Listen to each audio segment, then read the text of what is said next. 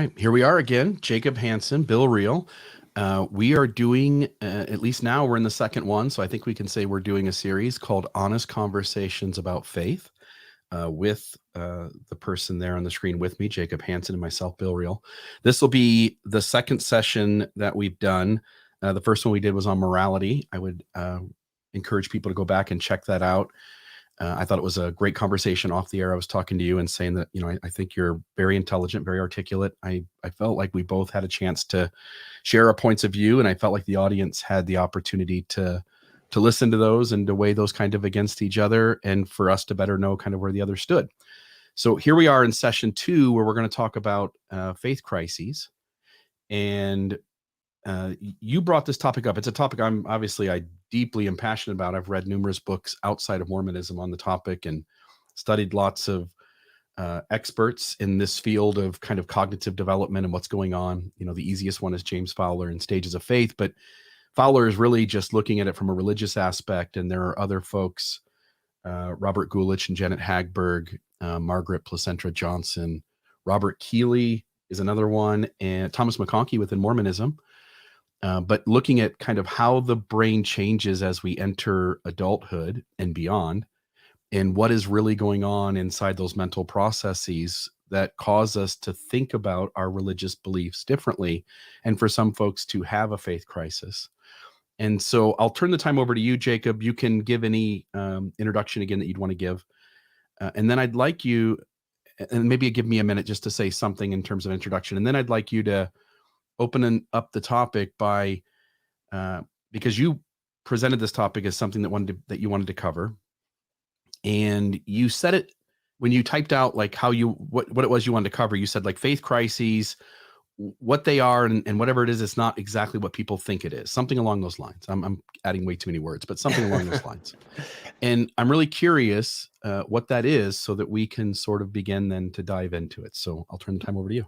Yeah, well, thanks, Bill. I also enjoyed that first conversation, and thanks for the compliment. I appreciate that. As far as the subject today on faith crisis, so this is something that is very near and dear to me. So I'm one of 8 siblings, and big Latter-day Saint family, and I'm the only one who's still active in the church. So I've had a front row seat to people leaving the faith. And it's funny because it's actually my own story that kind of, I went about it a lot different than a lot of other people. As when I went through, I don't ever say that I went through a faith crisis per se, but what I do say to people is that I went through what I call a faith remodeling. And what it is essentially when I got home from my mission, my brother had left the church.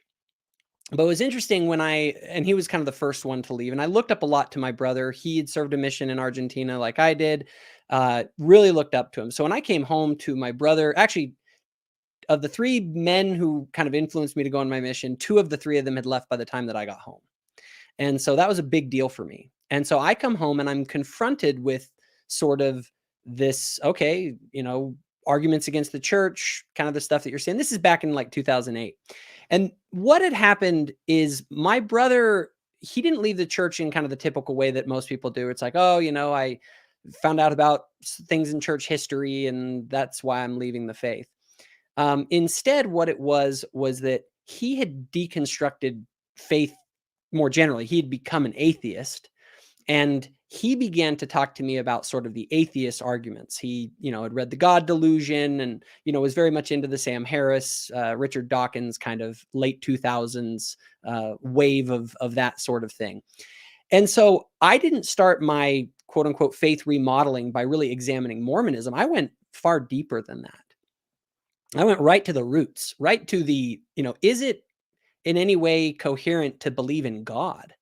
And I began to explore the nature of the questions around God, and if God really existed, and if there's good reason to believe in God. And I came to the conclusion that there were. And then from there, I began to look at, okay, well, if there's a God, are there good reasons to believe that Jesus Christ, that story in the New Testament, is plausible or is what I would believe in? And I came to the conclusion that yes, it is, I think, the best explanation for God. And what I ended up doing was I ended up realizing that there's this anatomy of belief that began to develop, where I began to understand the nature of my belief system. Okay. And if I'd shared some slides with you, if you might pull up one of the slides that I think kind of demonstrates this. If you go to slide number 2, this slide talks about kind of this structure as I see it, right? I look at it at 3 different levels of conversation. Okay. And really, well, let me do it this way. Well, actually, I'll explain this first. The level 1 conversation is the most basic conversation of all. It's the conversation about just the nature of reality itself, right? And if in that conversation you come to the conclusion that there is a God or something, some sort of a higher power, something behind the universe and reality, that moves you to the level 2 conversation, where you're then having a conversation about the nature of God. But you don't get to the level 2 conversation unless you had the level 1 conversation and arrived at the conclusion that there is a God. Otherwise, the level 2 conversation doesn't make any sense. And then from there, if you arrive at the nature of God being that this Jesus Christ story is the one that you ascribe to as the best explanation for God in the world, well, then you're moving up to this sort of level 3 conversation. And this is the level of conversation that Mormonism exists in. It's a conversation about the nature of Jesus Christ. Mormonism fits within a broader context of Christianity. And it is a specific narrative about what Jesus Christ is doing. Now, what I found, which was interesting, is that most people who leave the church, they don't leave the church and then become Catholics, or leave the church and then become Baptists. They generally leave the church and become atheists. And I was confused by this. And usually it was over issues with the restoration, right? Like Joseph Smith wasn't a prophet, and therefore Jesus was not the Christ. And I couldn't help but be like, wait a minute here. Those are independent things, right? Like you don't have to deconstruct both of those, but they did. And then they deconstructed God as well. And so I began to realize, wait a minute here. We talk about, quote unquote, the shelf breaking. But I don't think we talk much about what the shelf is built on. Like the shelf exists on the premise that there is a God and that Jesus Christ was the savior of the world. And so I kind of find it unusual, because in my mind, if I were to leave Mormonism, let's say that you, Bill, convinced me that Joseph Smith was not a prophet, he was a liar, I wouldn't lose my Christianity, because my belief in Jesus is totally separate from my testimony of Jesus or of Joseph Smith as a prophet. And I would even say, even if I lost my faith that the Jesus Christ story was there, I have independent reasons that I would believe in God. And so a faith crisis, as I'm seeing it, is most people are experiencing, and this is what I mean why it isn't really about Mormonism per se. Okay? It's about a loss in faith generally, because we live in a society that has in many ways secularized to the degree that it's hostile towards the very idea of any sort of a belief in a higher power. And so and then there's this sort of deconstruction attitude that people have, and it breaks all this stuff down. And so if, and this isn't a small deal. Like, this is the other thing I want to say, like those who go through the dark night of the soul and that are truly torn to pieces by a faith crisis, like I don't say, oh, it's not that big of a deal. I'm like, no, it's a bigger deal than like anyone is even telling you. Because what you've done is you've taken the entire lens through which you see the world, and not just the Mormon lens. I'm talking about the Christian lens and the theist lens. And you start to go, what does any of this mean? And now all of a sudden you're trying to live your life, and you're trying to, and whether this is conscious or subconscious, you're trying to ground your values. You're trying to ground kind of what you think life is all about. And the lens that you had to look through it is totally broken.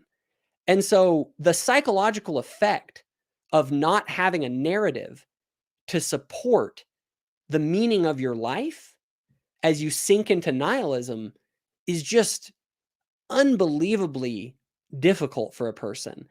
And if you just continue to deconstruct, you're never going to, like, you're not going to relieve that feeling. You're only going to make it worse. At some point, you have to stop the deconstruction and actually build something to live your life on, right?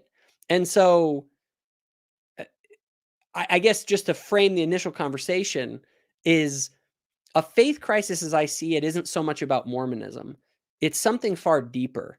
And I think when we get caught in the fact that we think that this is a quote unquote Mormon thing, maybe we're missing what's actually going on, and we're having a harder time actually finding relief to that dark night in the soul because we're not reconstructing anything.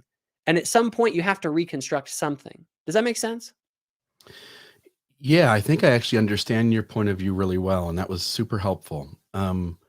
This becomes difficult because my framing for everything you said is completely different. So I'm going to we'll just kind of go back and forth, I guess, maybe with some slides. Let me throw one up.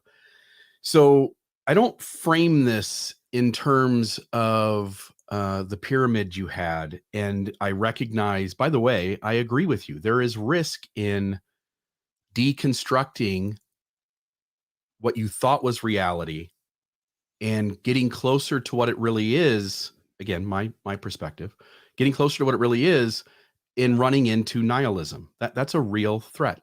I couldn't disagree. I couldn't disagree with that. Like it really is real. Some people go that way. I don't think most people go that way, but I do think some do.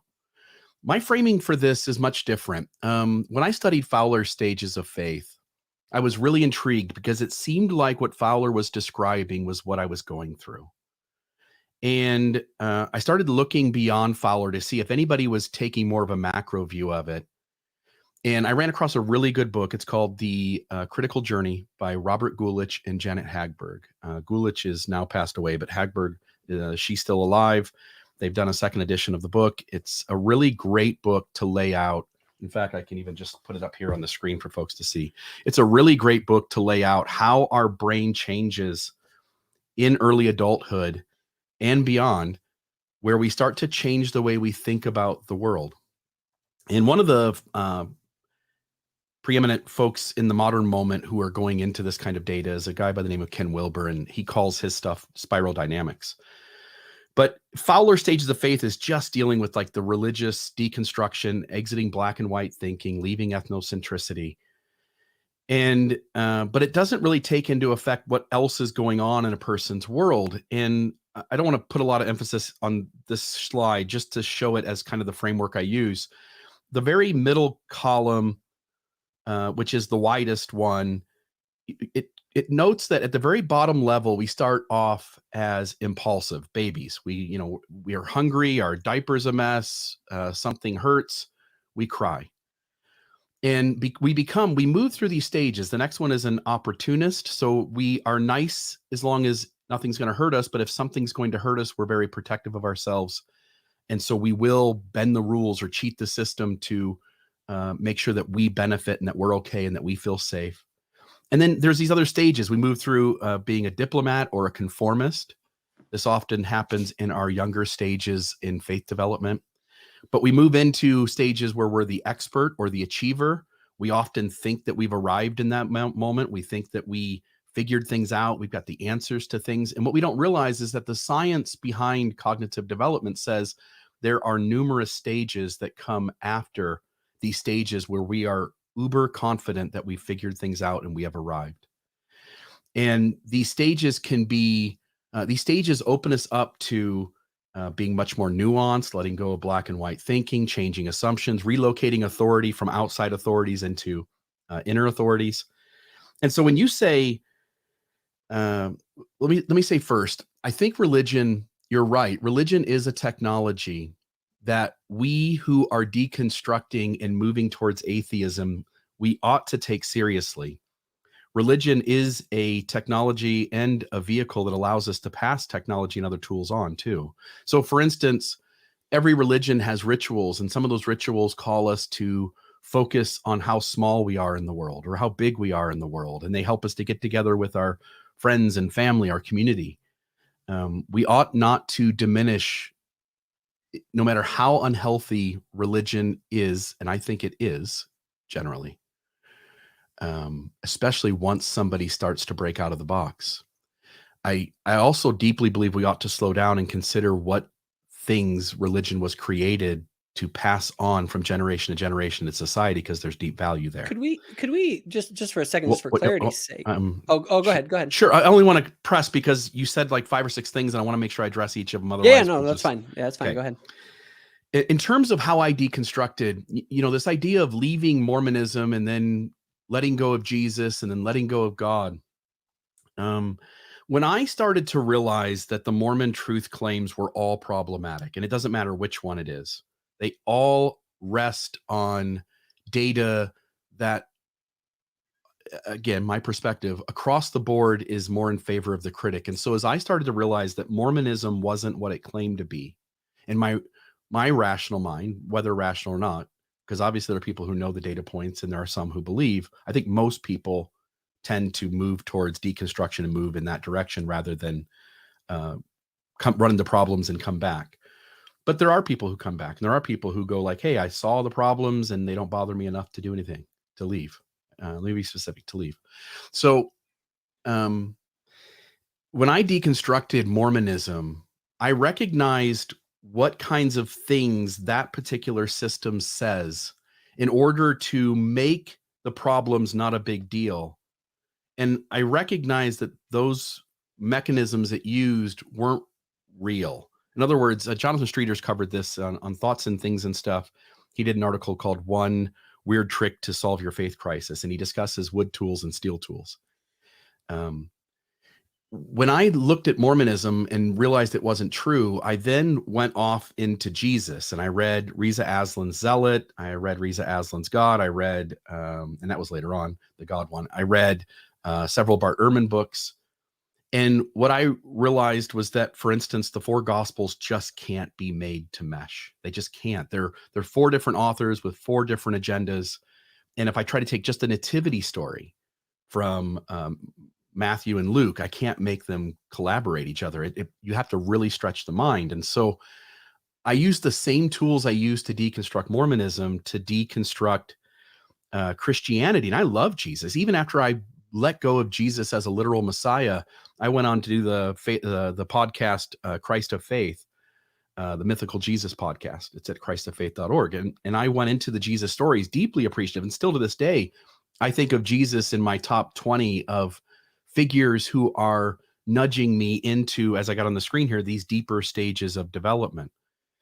And then I left Christ because I couldn't make the story mesh. I just no longer believed Jesus was the Messiah in the literal sense. I thought he was a good example. The story of Jesus, the Christ figure, was a good example to look to recognize what a deeper stage of development might look like, and to come back trying to nudge myself in that direction.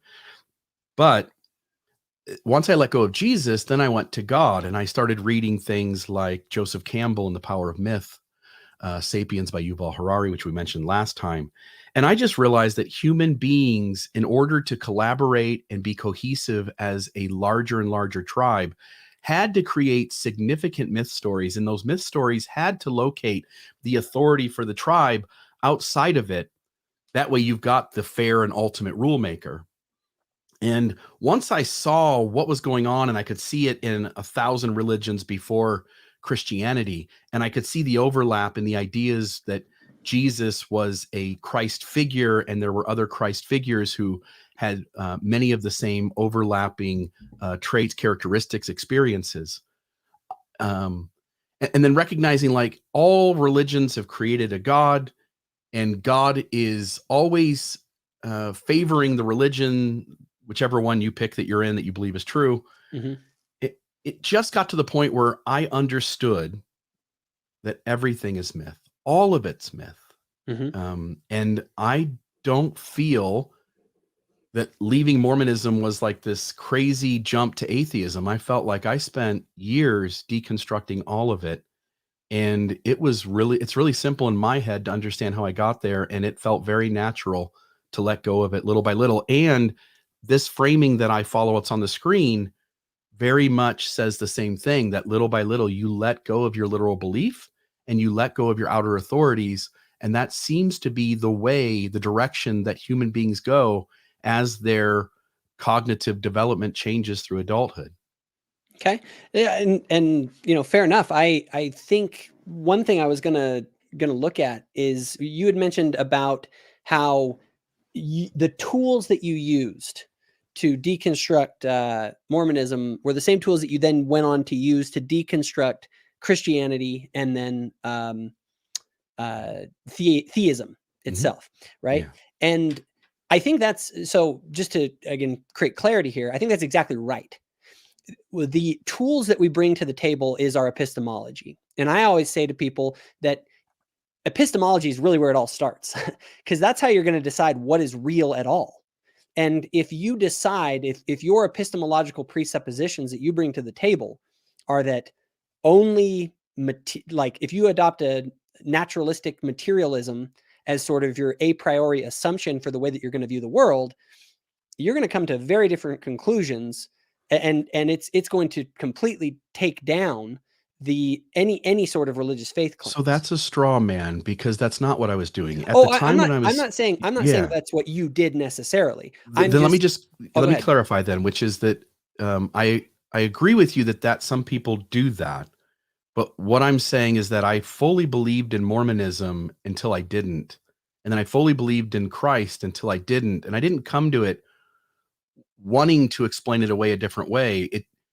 The Christ story in the New Testament doesn't logically collaborate. Each of the books aren't cohesive with the others. And what I'm saying is that there is an epistemological lens that you're bringing to those stories that is the reason that it doesn't jive for you, where someone who's bringing a different set of epistemological tools to the story, maybe a Jordan Peterson, for instance, who doesn't use the same frame that I do, but that as an idealist, philosophically, sees the world not so much in terms of matter and material in motion, but in terms of ideas, and that mind is the most fundamental part of reality. So that my only point in saying this isn't necessarily to say anything particular about you. It's just to frame the exploration of any sort of a belief system that you're going to develop begins with an epistemological model that you bring to the table for how you determine if anything is true at all. And the reality is that I'm certain that you and I have a very different sort of epistemology that we bring to the table when it comes to discovering truth and what we consider as valid truth claims. If the New Testament, let's just take the New Testament for a moment. If the New Testament, the four Gospels don't mesh, yeah, you can come up with mental ways to work around that. But the trouble is now is everything's internal in your mind, that you don't really have anything that's trustable, concrete on paper, because the stories aren't going together. And hence, if I'm in a courtroom and there's a witness on the stand, and that witness's testimony contradicts at multiple places, it is rational for me to discount that witness and not to trust the story. And I did the same thing with the New Testament. Like, sure, I come to Christianity or theism or Mormonism with a different lens than you, and probably a different lens in some way than every other human being who walks the planet. But in order to decide what is true, Mormonism suggests, and Christianity to a lesser extent, but Mormonism suggests that I trust my feelings about whether it's true or not. And my feelings have deceived me umpteen times, and I can also demonstrate that feelings have deceived the leaders of the church. I would push back a little bit on that, at least for me personally. I don't look at my feelings per se in kind of a shallow sense as the ultimate barometer of truth per se. I think it's more sophisticated than that. But the story meshing isn't how you have an ultimate barometer of truth. You're right, either. but you let me do this. In order to frame the way that I even approach belief at all, Okay, first of all, we can go and deconstruct everything by showing that no belief system per se doesn't have its errors that are in it, okay? Or issues or contradictions, whether that be atheism or any other ones where you can make arguments on all different sides. But just to frame the entire conversation, because that's really the thing that I feel like if people get anything out of this conversation, it's I feel like there's a way to frame what's going on that's important. If you would go to the slideshow, I have my third slide on that slideshow. So what I want to do is let's just first of all recognize that we can drop all of the Mormon stuff. We're just two human beings here, Bill. You and I. All right? We're on this planet. We're alive, and we got to figure out like what in the heck is going on. And why do we have to figure it out? Well, because you have to live your life. Animals live and animals aren't figuring it out. I don't understand. If we go, like, we're all trying to make sense of the world. I agree. But and that's we don't have to figure it out. Most of it, in fact, all of us really aren't going to figure it out. Well, if you want to know what's true about the nature of reality, you can better operate in that reality. Is that fair enough to say if we drop everything? No, because the trouble with that is that the science on the forefront right now is having a debate about whether time and space is even fundamental and whether consciousness or time and space came one before the other. What we see is reality. Now, I'll give an easy example. So real quick, but so you're actually saying though that you don't believe in seeking truth at all? No. I'm saying it's impossible. Enterprise? No. Because I've spent my life trying to do that. What I'm saying is any assumption that you're actually going to arrive at it is absurd. Is that true? The forefront of science says so. That even with your five senses, you're not seeing reality as it is. And I would actually agree with that. So what but here's what I'm saying though, is that I don't believe in perfect epistemological certainty about anything. Okay? I don't believe that exists. But does it exist? Let me put it this way. I don't believe in perfect epistemological certainty by reason. I don't believe you can rationally be certain of anything. Do you think feelings can get you further into what truth is? I believe that feelings play a role, that our emotions and our intuitions play a role in understanding what truth is. Now, there's an entire conversation we could have about epistemology. And if we want to have that as the next discussion, I'd be very happy to do so. But that's a very deep topic. And I have a very particular model on my channel called the collective witness model for understanding truth. It's a whole thing. So there's a lot to that. But what I want to say is this: if someone wants to seek the truth about reality, about the nature of reality, to come to the best approximation of what is true. Okay. And that's the way I frame it. I don't frame it as that utilizing reason that you can come to know with perfect certainty. I don't believe rationality allows that. What I do believe though, is that you can come to realize that some propositions are more plausible than others. Correct? Yeah, I totally agree that some propositions are more logical or more likely than others. Sure. Absolutely. So as human beings, one of the things that we like in this, as I'm looking at this sort of thing, where you and I, Bill, can connect, I think, and have an actual interesting and productive conversation is at level 1. Because this is the level where we're talking about the most fundamental sort of basic things that connect us as two human beings, right? It's not about specifics within Mormon theology, because to even have that conversation about Mormon theology, nothing that I say about Latter-day Saint theology makes any sense unless you accept the presupposition that there's a God and you accept the premise that Jesus Christ was essentially who the New Testament claimed he was. If you don't grant those premises, I agree with you.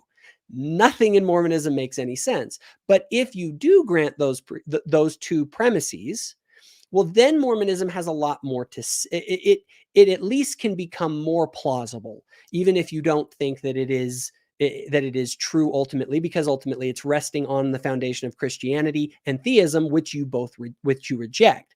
But if you were to grant, like if you were to say right now, Jesus Christ of the New Testament, like that story is fundamentally true, well, then that changes the whole dynamic. You know what I mean? Like it changes the nature of the discussion. And so I like to meet people where they are. if you are in atheism, like, we can meet there and say, is there anything to be constructed beyond atheism? Right. And so as I'm looking at this diagram that I have here, there's kind of, there are binary possibilities. Either there is something we would call a God, some sort of a higher power, some mind, or something behind the universe, or there is not. Right. And you have chosen the there is not category. And Sort of. therefore, well, isn't it binary though? Isn't there either a God or there is not a God? God, but that depends on how you define God. If you're talking about a conscious being who is separate from all other life as we know it, who is consciously, intentionally outside of all other life, directing the affairs of the universe, then no, I wouldn't buy that.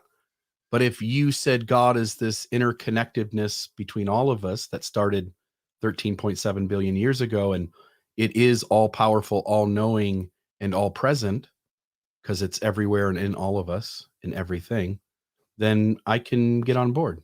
Yeah. And so God is its own tricky word. I would definitely say, though, that let's, for the purpose of clarity in this conversation, I'm Okay. talking about the former, right? Okay. So in A that conscious sense, being separate from all of us out there directing the affairs of the universe. yeah, some sort of, at least some sort of a mind behind the universe. Let's just say in the most basic sense. Yeah. And when you go down the route that there is no transcendent God of that type, you end up in this space where, for me, it's, most people don't want to end up in nihilism. So they go the route of a secular humanism. And that is ultimately, I would say, that's where you arrive. If I were to say, where did you arrive on this map that we're looking at?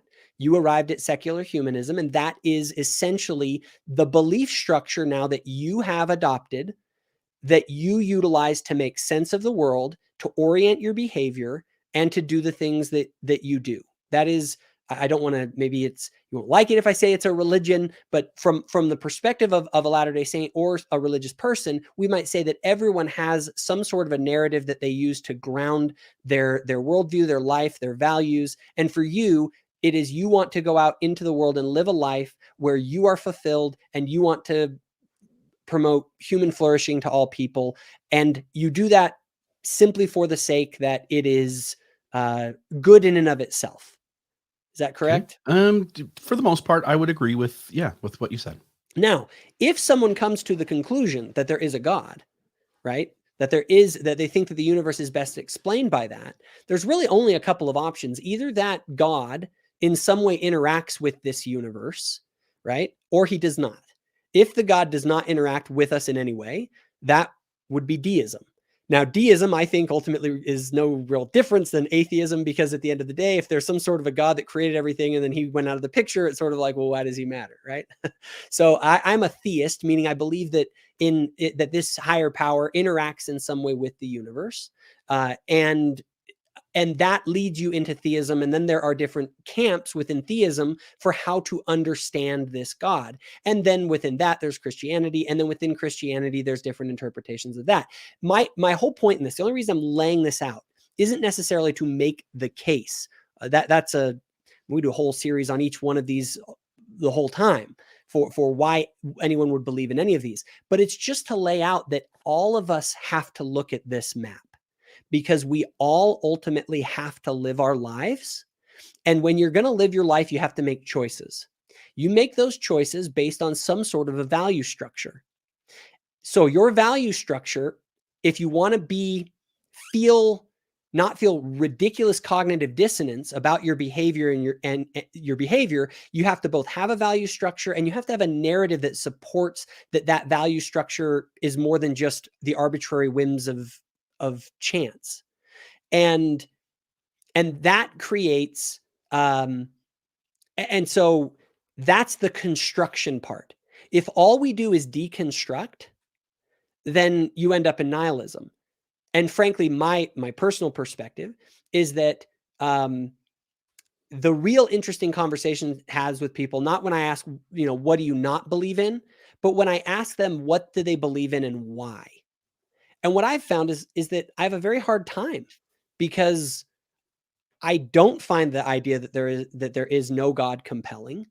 Atheism, I don't find it compelling at all.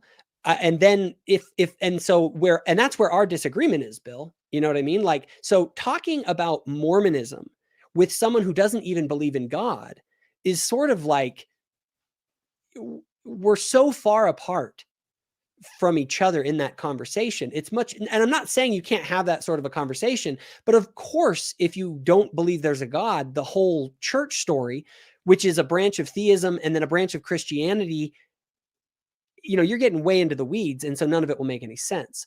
And so again, I'm not here trying to necessarily make my case for why I think my map is the right one. But what I'm saying is that if a faith crisis is when your whole map has fallen onto the ground, broken into pieces, and then you're stuck trying to figure out, well, where do I go from here? And a lot of people go to secular humanism. I think that's probably where most people that leave the church go with that, or they go to what I call spiritualism, which is that they believe in some sort of a God, but it's very loosely defined, no real religious, no real rigor to it. And that's kind of where they go. And so when people understand what kind of the landscape is of belief, I think it helps them to navigate their faith crisis a lot better. Yeah. So you point to, if people keep deconstructing, they're left only with nihilism at the end of the path. And I actually disagree with that. I think one other option is absurdism, which I actually am a huge proponent of.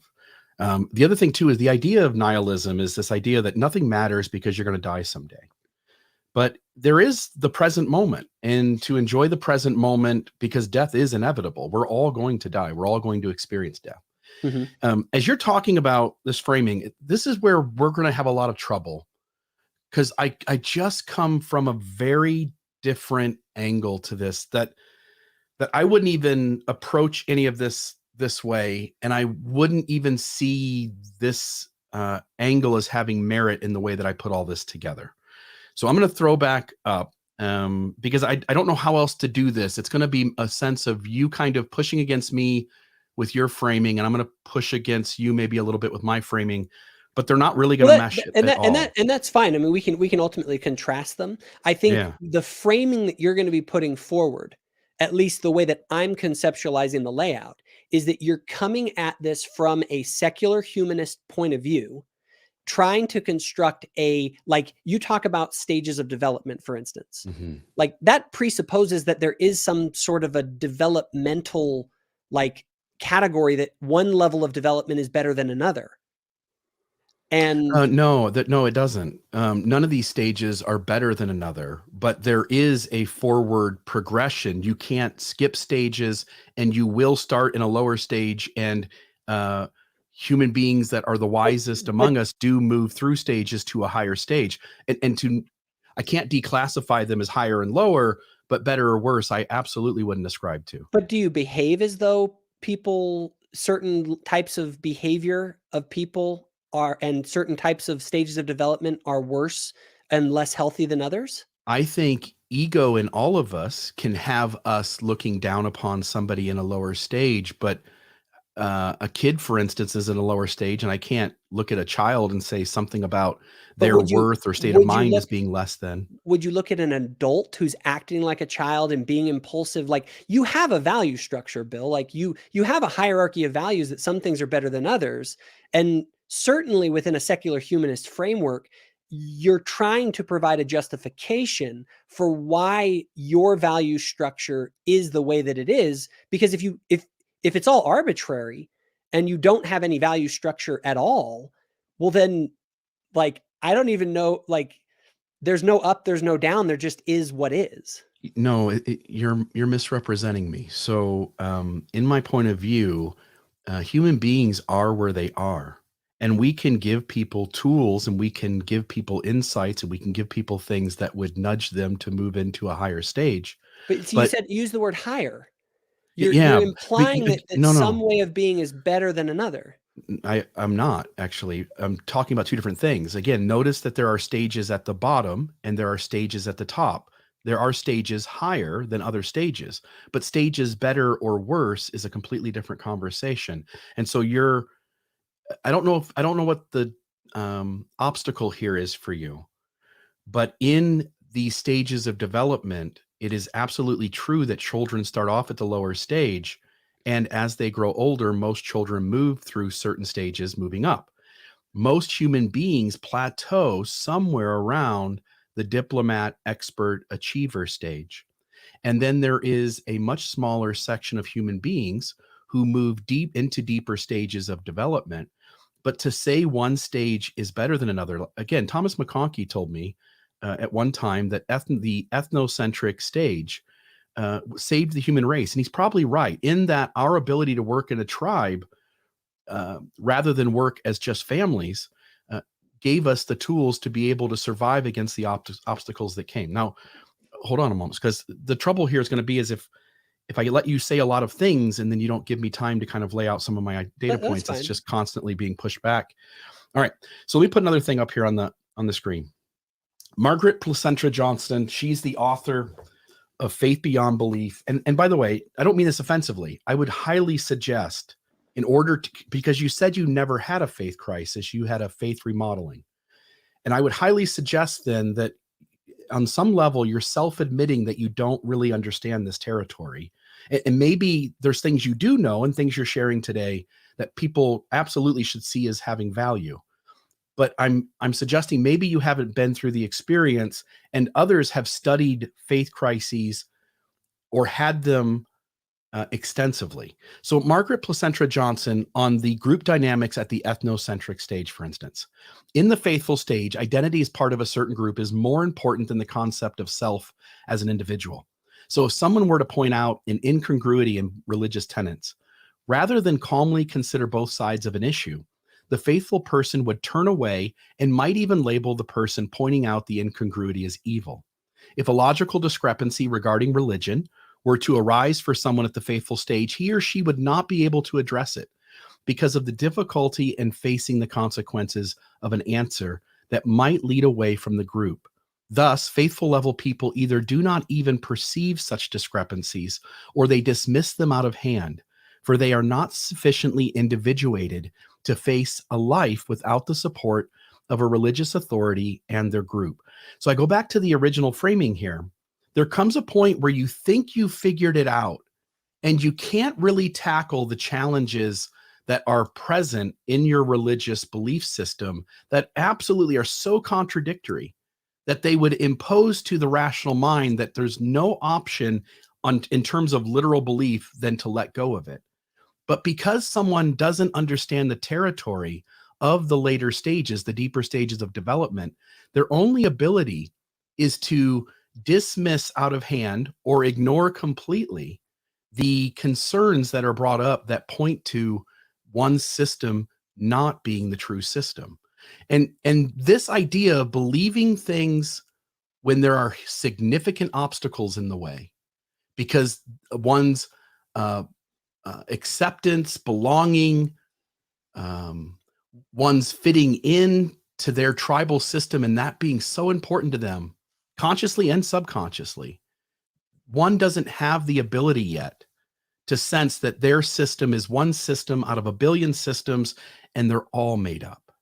And okay, so this is where I'm coming away from this is you're ultimately, if they're all just made up, it's all myth. Everything's myth. And none of the it. book is myth. It's a tree cut up into pieces with ink on it that we have words and language and I symbols. understand. I understand, but see, I'm coming back to this kind of a moral relativism, absurdism, all of that, to where what seems to be going on here, Bill, is that there's a rejection of truth to be known, and that that any of these systems are any better than any other. But you don't behave that way. Like, do you not see the incongruence of someone who says that, oh, well, these are all just different systems, they're all myth. I have my myth, you have your myth. But you're out there saying that your myth is better than other people's myths.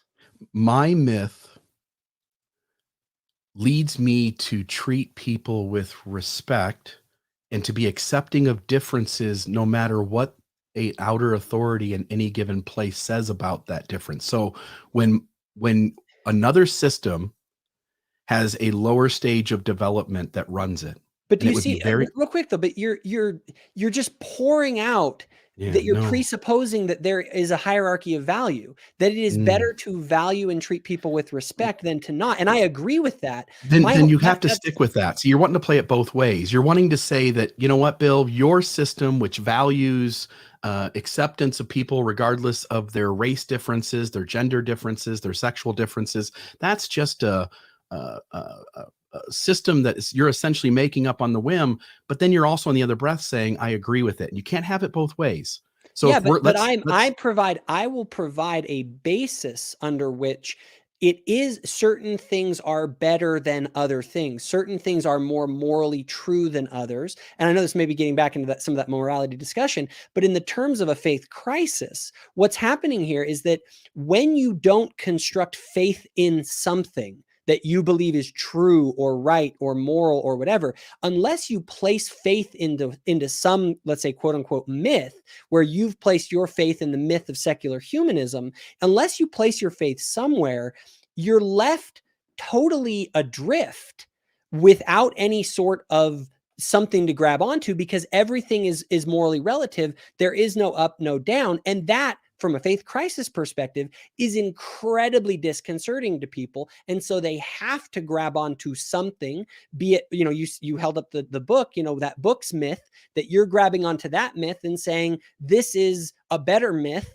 than the myth of Mormonism. And that's, and so I guess I'm not necessarily saying that you're wrong per se. What I'm saying though, is that you're doing this. Everybody does this. We all seek truth that we can, that our view of reality is aligned with some sort of the way reality is, both in terms of things physical and in terms of things metaphysical, like morality. Yeah. I couldn't disagree more. Again, there's things you're saying that are true, but you're also saying things that are deeply hinged onto the thing that's true that aren't. So you're saying that this idea that morality is just, again, I'm picking it, and I'm going to stammer here, because what happens is that you, not knowing the territory, have started with the assumption that on the other side, in those deeper stages of development, that people are just winging it and trying to figure things out. And it's not what's happening. So Margaret Placentra Johnson says non-believers at this stage, and this is the later stages. This is after they've deconstructed. This is after they've let go of outer authorities and they place the authority inside of themselves. She says non-believers at this stage are not crazed and a moral atheist that fundamentalists denounce.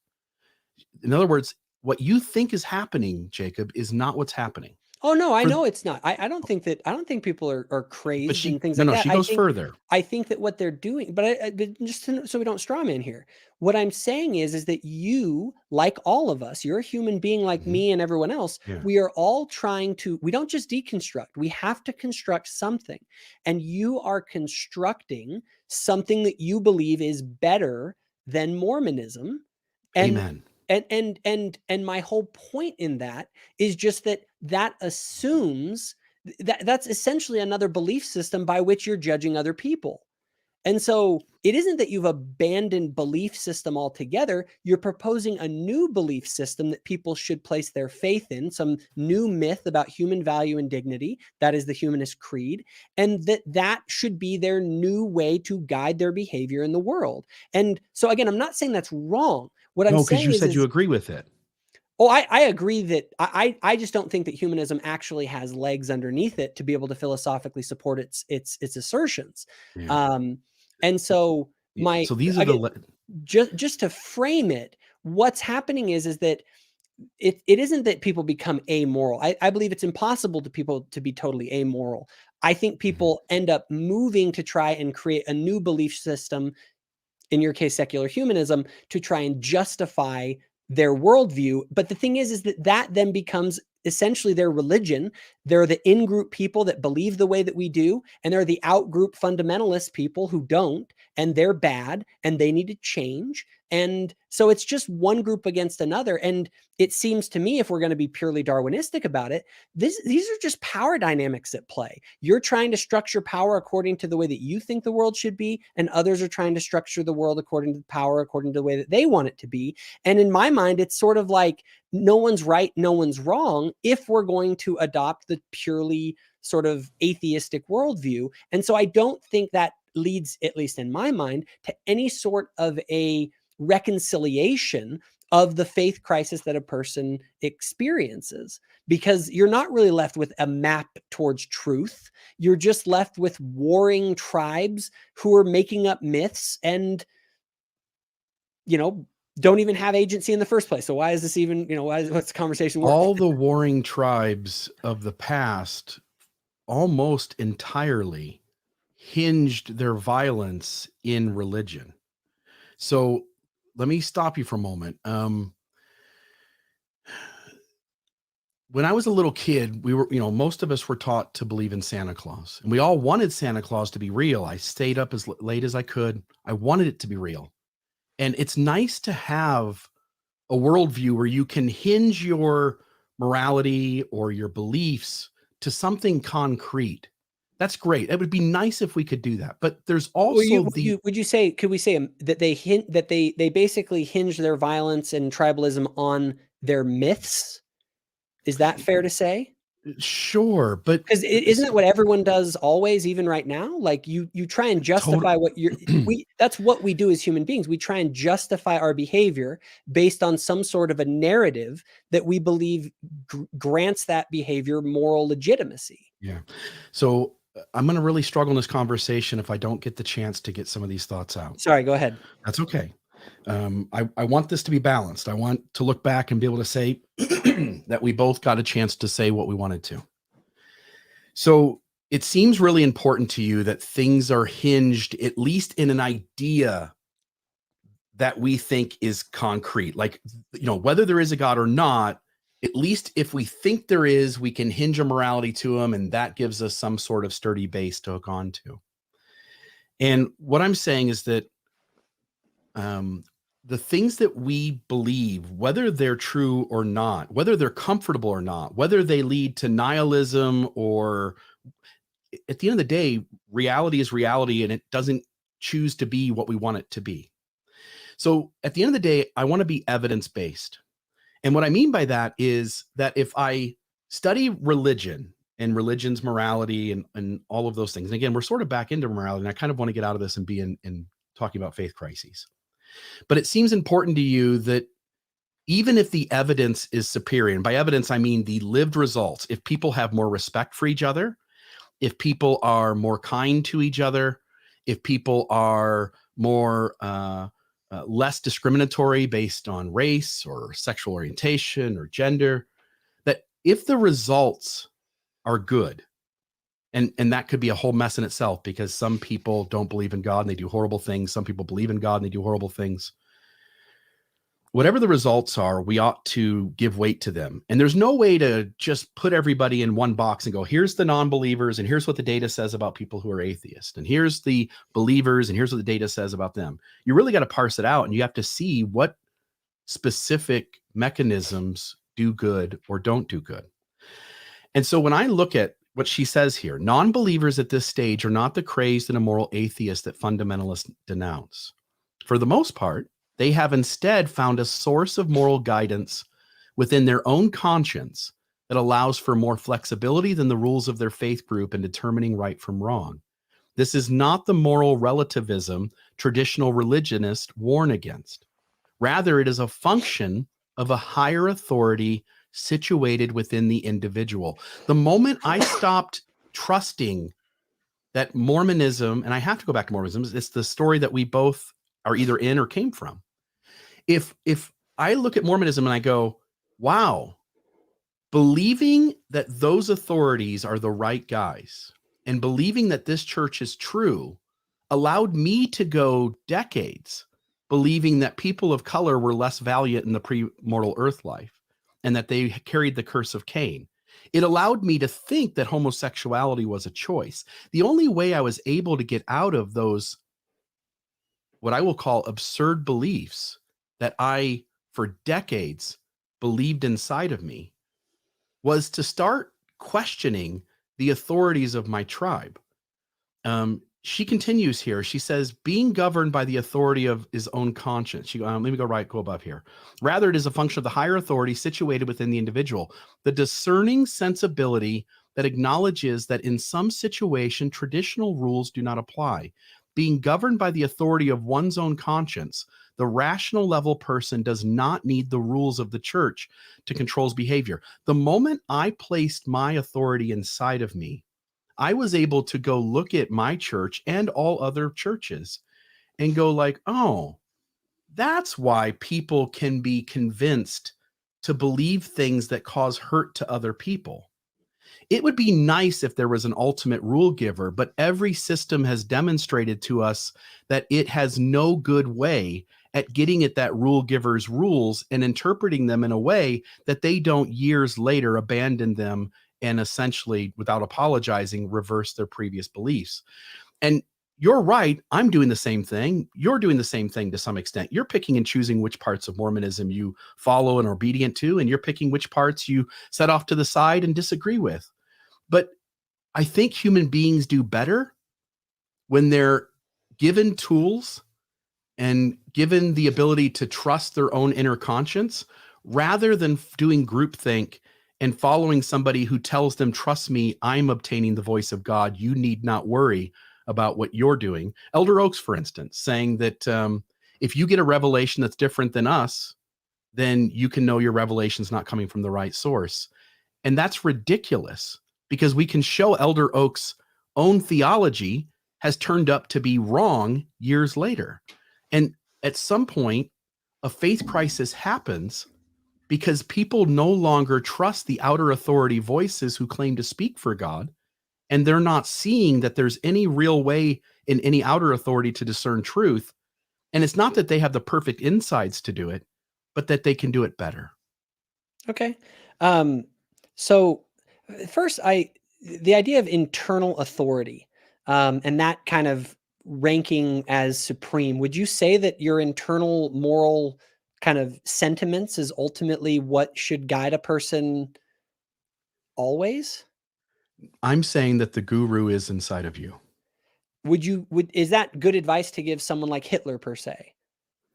Yeah, of course there's going to be dysfunctional people. You're always going to have loopholes because again, there's not any set way. But what that does is that says that there's a standard outside of you, of the individual. No, I couldn't disagree more.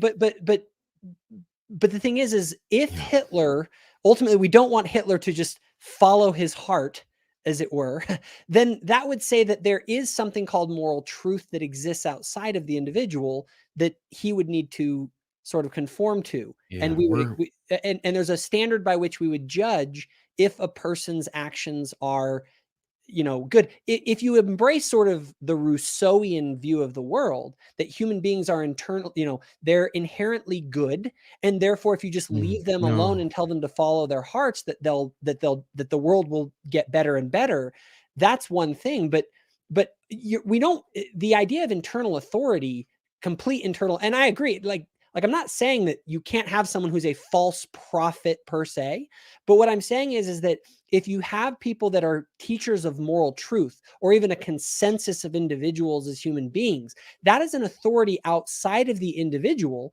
that is acting as the standard by which a person should be judging their behavior.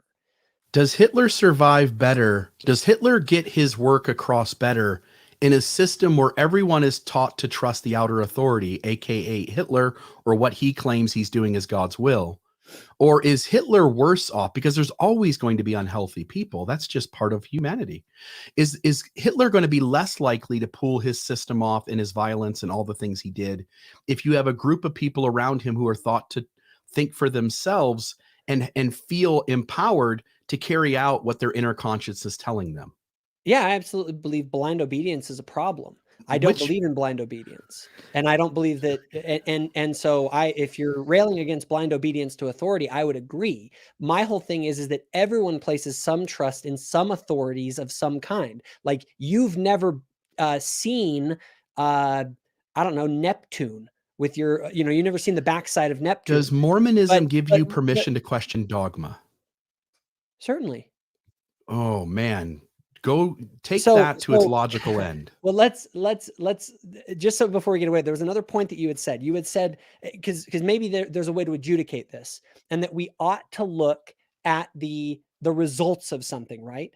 And that you said the results really are what ought to give weight to what's going on. Now, If science says that picking on somebody because they're a different color, or it leads to somebody hurting themselves, yeah, like if things lead to people having less healthy outcomes, then we ought to trust the evidence and make shifts in our society based on that. Okay, could we go to slide number 4 on my slideshow? So one of the things that is interesting is you're helping people to deconstruct their faith, and then most of the time this is resulting in atheism. And according to the research, first of all, atheists are significantly less happy and have worse outcomes than religious individuals. Like here it talks about in Pew, it says in the US, for instance, 36% of actively religious people describe themselves as very happy, compared with 25% of the inactively religious and 25% of the unaffiliated. Notable happiness gaps among these groups also exist in Japan, Australia, and Germany. And anyone who's watching, it's a very known thing that levels of life satisfaction for religious individuals are higher than for those with atheism. And then in the US, at least, amongst the religious groups in the United States, Jews and Mormons have the highest well-being of any faith groups examined in the analysis done by Gallup. Okay. And people with no religious identity tend to have the lowest overall well-being. So if you're leading people to deconstruction, Bill, and towards atheism, are you actually leading them towards a better outcome? The science and the data would seem to suggest otherwise. And that's something that, there's a lot of people out there, even atheists, who say, look, I'm not going to really mess with people's religion because at the end of the day, it helps provide social cohesion. It's a useful technology, as you had said. So I'm not going to mess with it. I'm not going to go out there and tell people to deconstruct.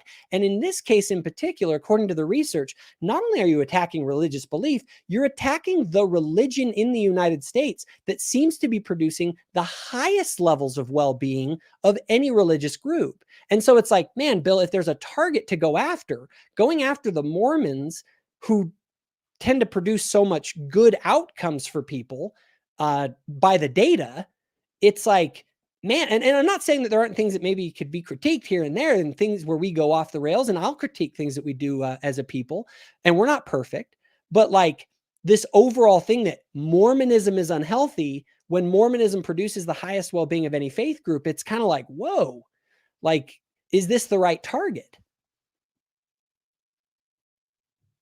Oh, you're muted, Bill. You're muted. Yeah, no sweat. So the trouble is you're splitting people into these groups here, and there's a lot of other reasons for why. And the other thing too is go back to the original framing. How many of these folks actually did deconstruction? You're putting deconstruction effects at the top. That's not really what's going on. You're taking people who go to church, believe in God, versus people who don't go to church but believe in God, versus people who don't go to church and don't believe in God. And those three groups can be split into lots of different categories. And I would argue that folks who spend the time to deconstruct their religious system, namely Mormonism, because that's the one I have experience in. We did a survey down here in Southern Utah where we asked folks who had deconstructed Mormonism whether they were happier or not. And it was like 93% reported being as happy or happier than when they were believing.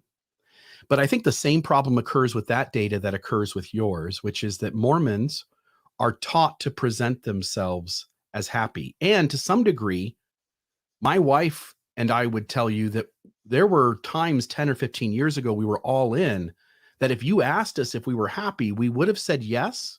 But now, only getting to the other side of things, do I realize the harm that was being done to me and the trauma that was being handed out.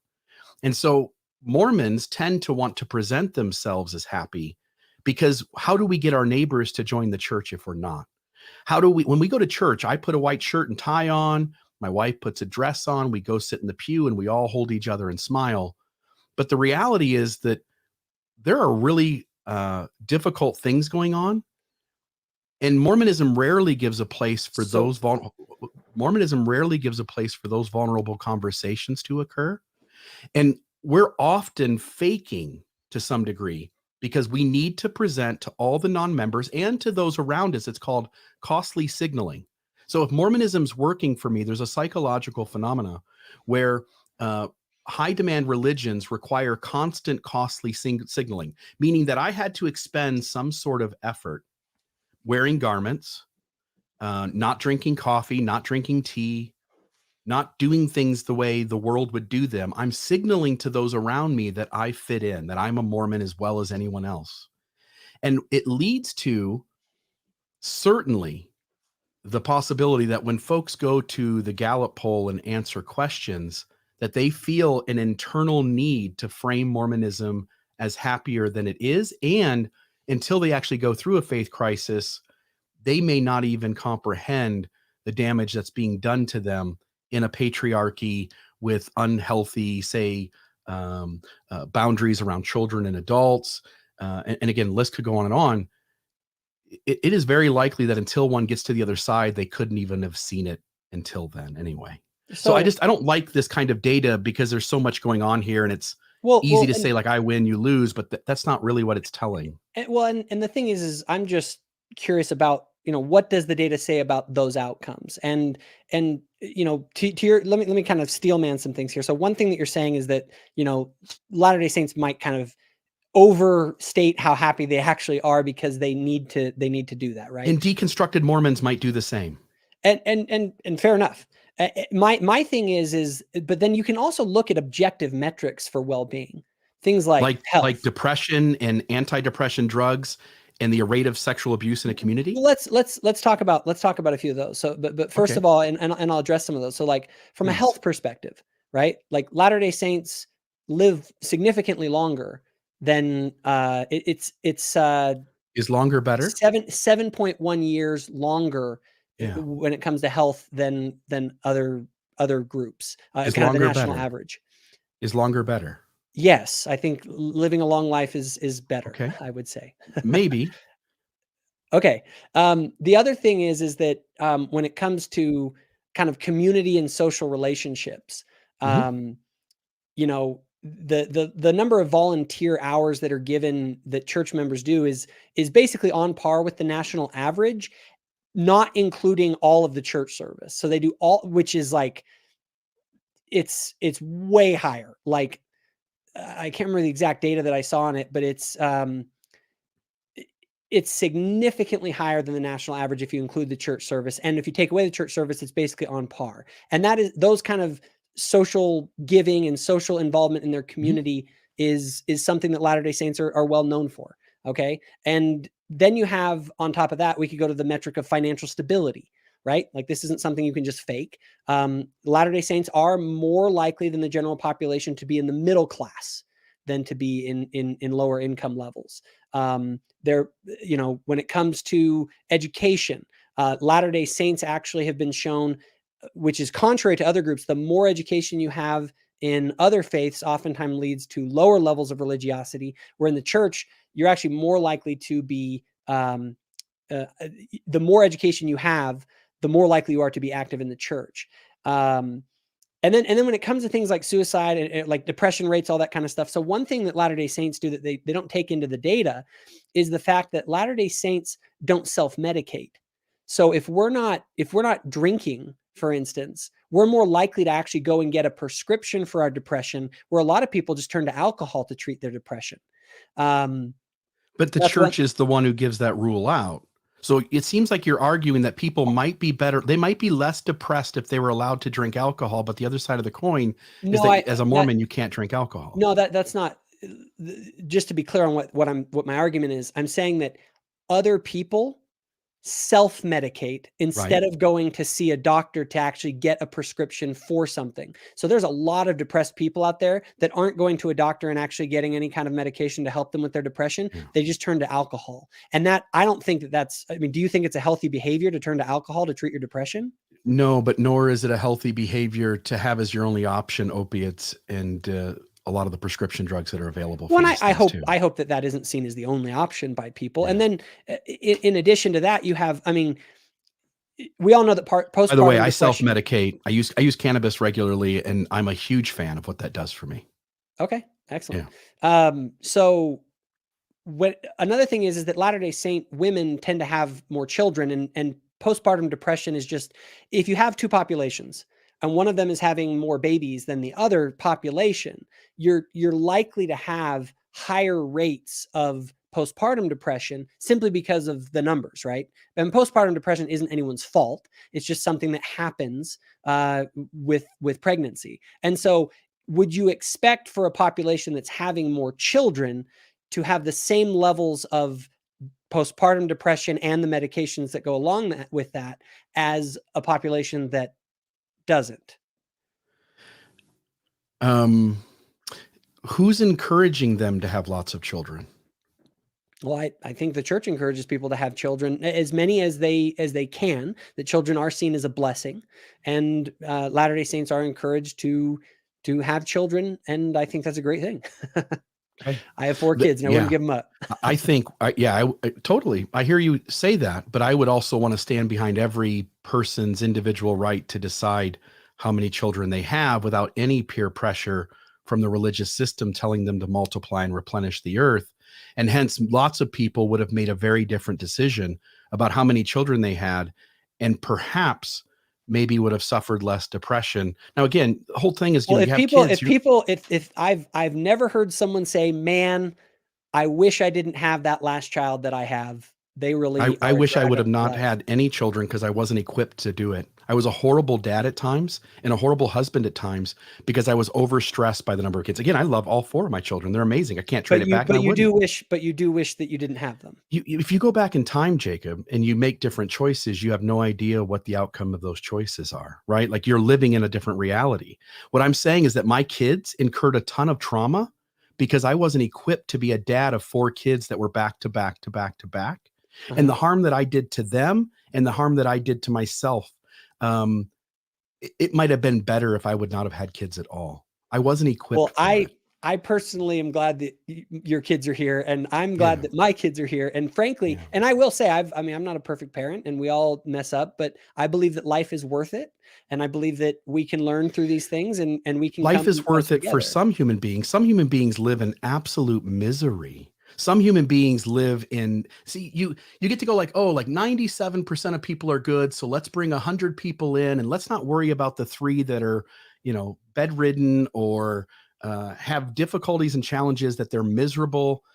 I just think the human experience is really messy. And I'm not a big fan. I'm not a big fan of just saying like, hey, here's my experience, and hence everyone else should go in line with that. Well, I don't think that's true. And the church's official stance is that it is up to the couple to decide how many children they can have, but with a lot of pressure. There is a culture that values children and to have a family, and I don't necessarily see that as a problem if we want to continue our human civilization.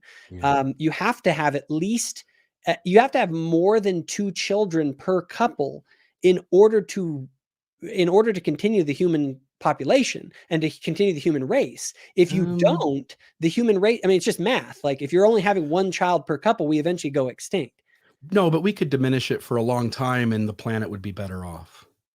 Well, I think that's a separate discussion. We can talk about that, but okay. Well, I guess, hold on. Go ahead. Again, we're spending a lot of time with you kind of advocating your point of view. That's fine. And I'd like to be able to get back into some of the things I wanted to share too. Yeah, absolutely. Okay. So for me, faith crises are a matter of, in your own head, you can no longer believe in the things that you used to. And so it's easy in Mormonism and in other religions, there's this wood tool known as just have faith, just believe, just choose to believe.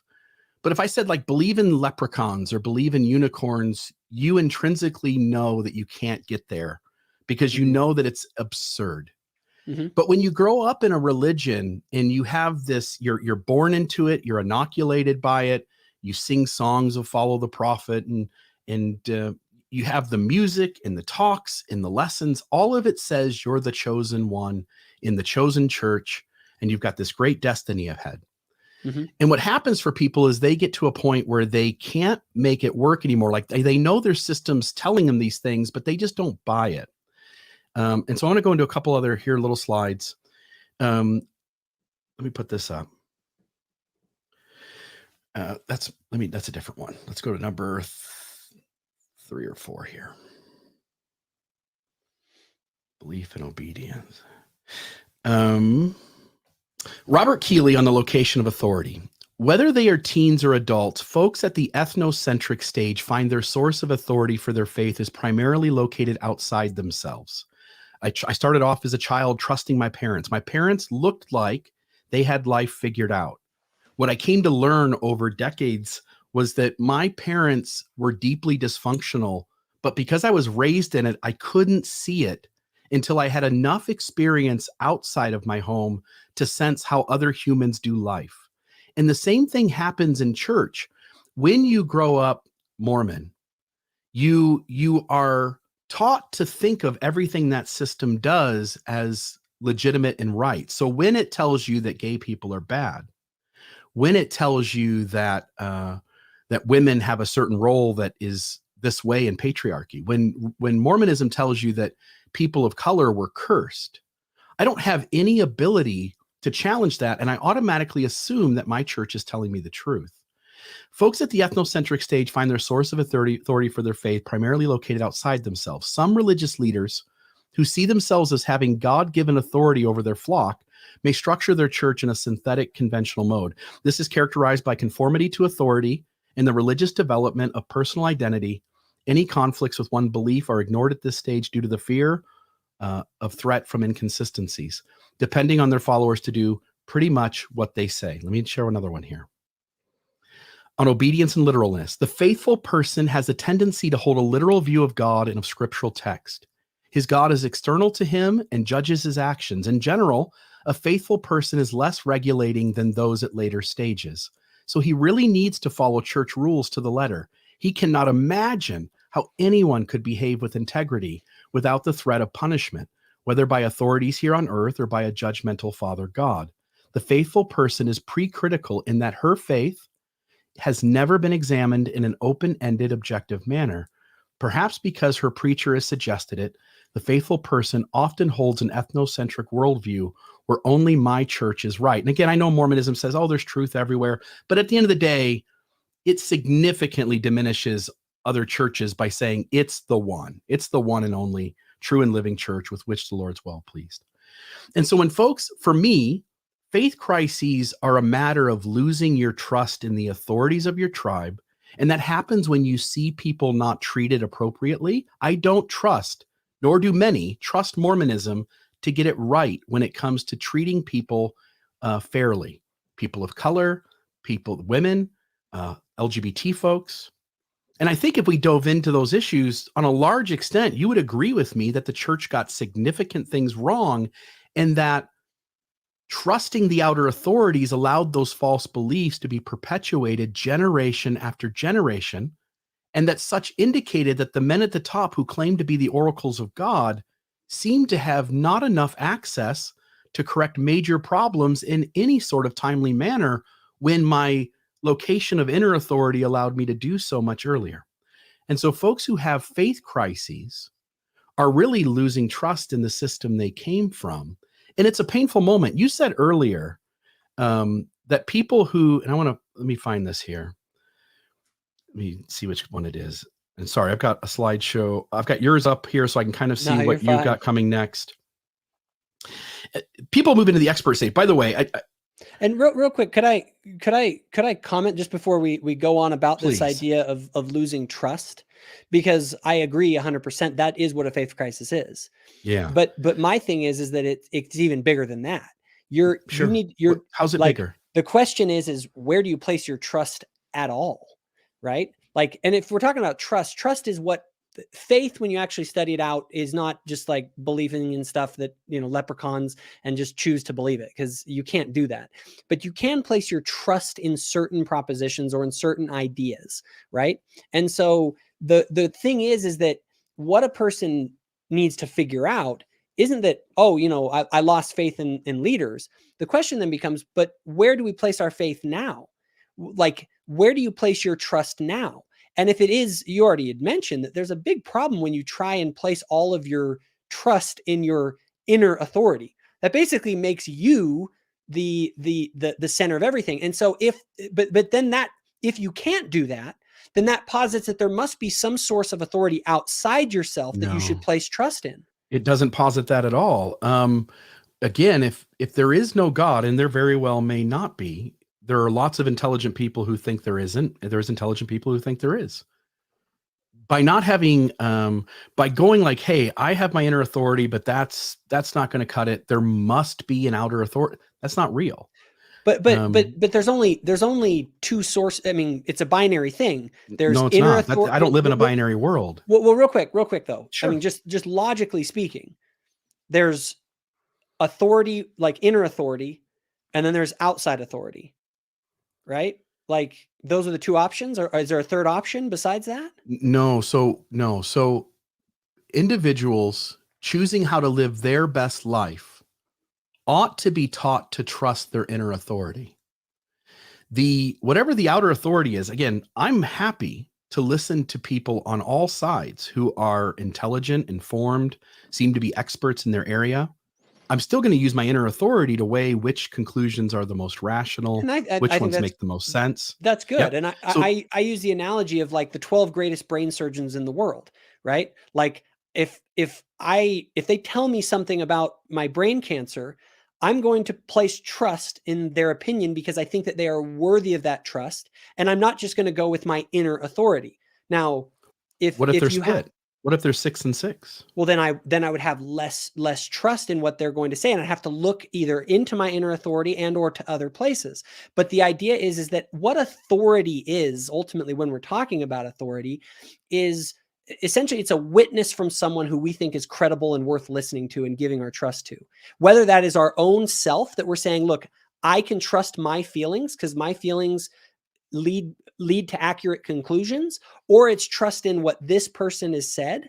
I also think in my epistemological model is that you place your trust in, we also place our trust in reason, right? That and our own ability to reason. Which is also inner authority. Yeah, it's our ability to, but if you think that you're stupid and that you're not good at reason and at rationality, then you might turn towards someone who you think is good at rationality and you will place your trust in them, right? Except you're still using your inner authority to decide what is the best route to take. And so everything you just assuming said we have agency.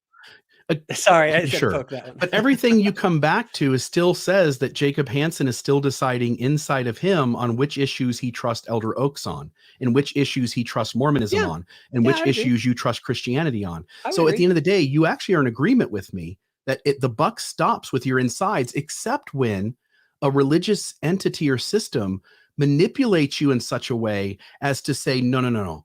Your inner gut is not trustable. Oh, here's my thing. I would agree with you in the sense that, yes, ultimately, because we have agency, we ultimately are the one who has to make the decision with ourselves based on what we know, if we're going to trust this authority or not.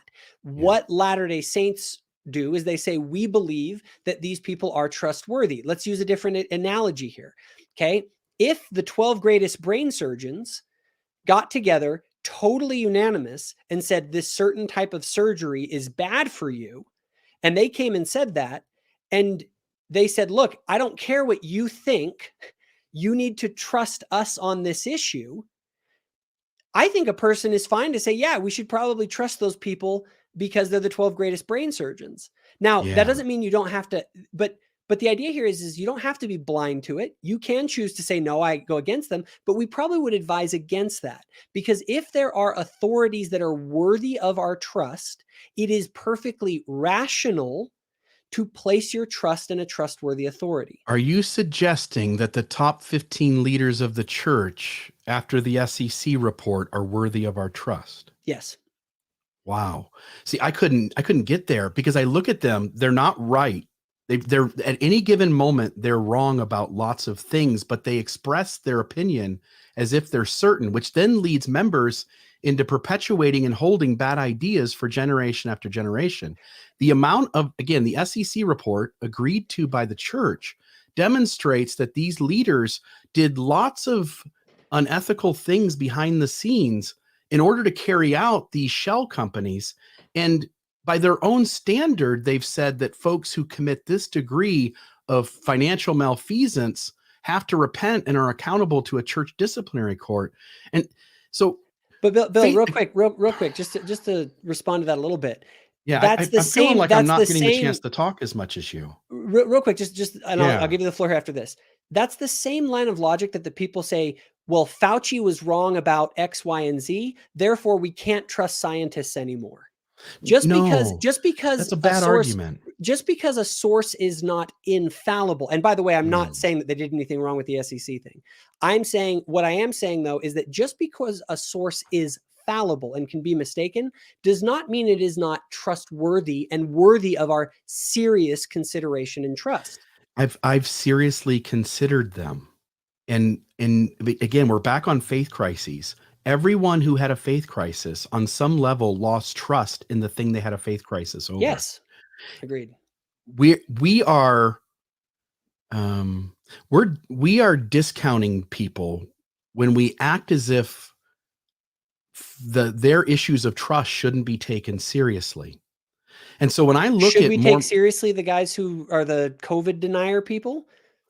We should take seriously any issue that is important, and we should consider all sides of an issue. And it's only when we consider all sides of an issue are we going to have any ability to be equipped to tackle that issue in a way that's successful. So if you only listen to one side of information, which one system really likes us to do, if we only consider one side of information, we're in an echo chamber. And I'm not a fan of that. I'm saying go take Mormonism's claims and go read them and study them, study the historical context, go look at all the things that would need to add up for Mormonism to be true, go see all the things that the church leaders got wrong. The folks who ran into a faith crisis, in doing that, they came to a spot where they said, this doesn't hold up. These guys claim to talk to God, but they don't seem any better at it than my next door neighbor down the street. And maybe they're even worse. But what about if you're going to claim that, the outcomes, I would say, show something very different. When it comes to living a life that leads to prosperity and happiness and longer life and all that, hold on. I would say that they lead people, and I don't mean just these 15 that are living. I mean the entire prophetic witness throughout the Judeo-Christian tradition has produced the greatest thing the world has, the greatest values that the world has come through that system. And so from an outcomes perspective, I say there's something to what the Bible says, something to what scripture says, something to what the leaders of the church are now saying. Like, that's how I arrived from atheism to theism to Christianity to where I am, was actually by looking at the outcomes. If we then take that data and go look at the outcomes of other groups, let's go look at the Buddhists, let's go look at the Hindus. If we find a group whose data is better, now you're ready to jump ship. Absolutely. If you could find me something that is more true than my own, that's internal up here. There's no litmus test for that. Truth is something that I believe is objective. And so any we wouldn't system be if it was. Truth isn't objective. People are disagreeing all the time, like you and I are right now. That you're making a claim it's objective. But you make objective truth claims all the time. I would have to tackle each one of those on their own. There may be, like, you would say that racism is wrong objectively. Like, I would say racism is wrong objectively.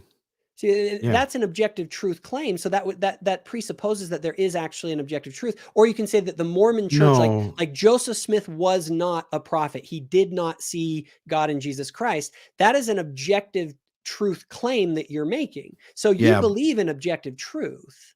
Yeah, but I don't believe you can decide which system has the most objective truth. That's not objective. Can you say that Mormonism has less objective truth than secular humanism? No, but I can say Mormonism gets so much wrong and causes so much harm that it couldn't possibly be true. And that is objectively true, what you just said. It's my opinion. But are any opinions more close to the truth than others? I can tell you that more systems are further away from goodness and well-being. And I won't enter an argument where I have to play by your language rules. I'm trying to understand. I'm trying to understand here, because if you don't believe that there is any objective truth, you lose the ability to say that any opinion is better or worse, because it That's the can't. cool There's no thing about standard by opinions. which. No, that's the cool thing about opinions is we all get to have them. And just because you say that your ideas are based in objective truth doesn't make such true. And in fact, numerous people would disagree with you. And I agree that Yeah. just because you say that it's true doesn't mean that it is true. But I'm asking a more fundamental question of if there's any truth at all. And taking this back to the faith crisis thing, that's sort of all myth. No, there is no, it's all myth.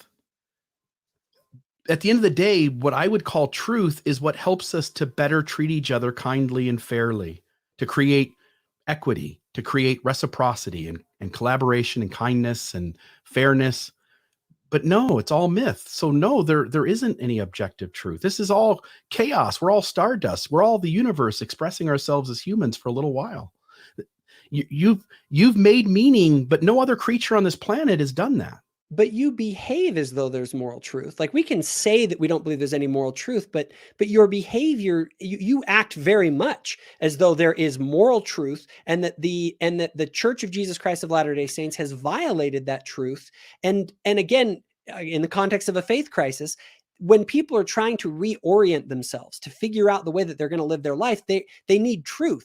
They need something that they can actually believe in, and that and you're saying that doesn't exist. No, I'm saying it doesn't exist, but I'm saying that we all pretend it exists, and on some level we create myth all around us, whether we're religionist or not. We create myth to give some sort of structure or meaning to our lives, and we're all doing the best we can to do that in a way that's effective. Now, how people deem it effective, some systems deem it effective if it collects $150 billion, regardless of what dishonesty or trauma that causes in the meantime. Other systems deem that it's really about the government system perpetuating, hence dictatorships in places like North Korea and China. And could we say, just to be fair, could we say that and atheism, and people go out and they promote ideas that maybe lead to worse outcomes for people through atheism, and they promote ideas that then lead people down that route, and maybe even make money doing it? You know what I mean? Like, is that moving in the right direction?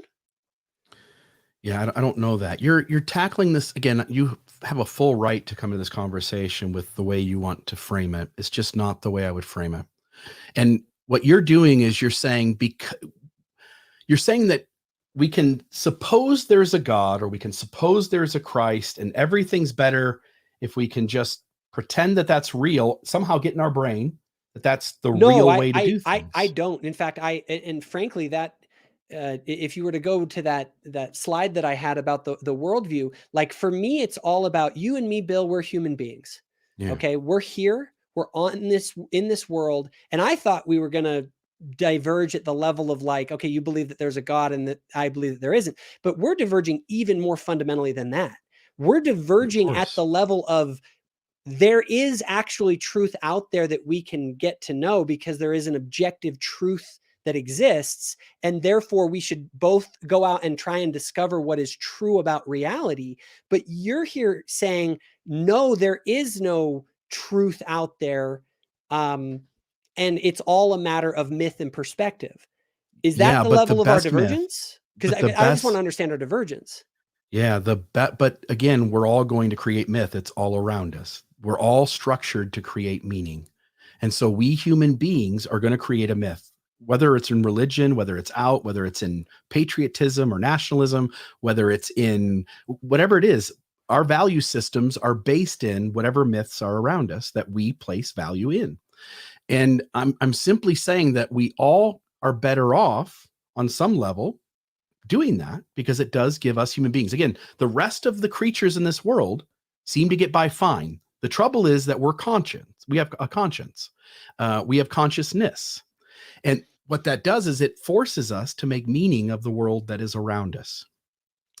And so I'm simply saying that we're all going to pretend on some level. And the best pretending we should aim at is the kind of myth that respects all of humanity and gives every human being the best chance to flourish and not to be othered by differences for which one didn't come to on their own unnaturally, and which doesn't cause harm or trauma to others. Okay. And it's one of the things that I think is interesting with people is to, again, you and I obviously have very, very, very different worldviews. And I like to try and understand like where that divergence happens.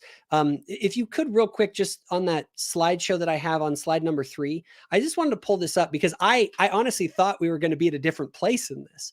I thought, because like level 1, if I were even to go even farther back, if I could go farther to the left on this graph. Did you create this, or is this something out there I somewhere? created it. I created it. So what makes your structure real and true, and it's the thing we should base this on? So like, how is your perspective better than the experts who have dove into faith crisis and the people who have had one?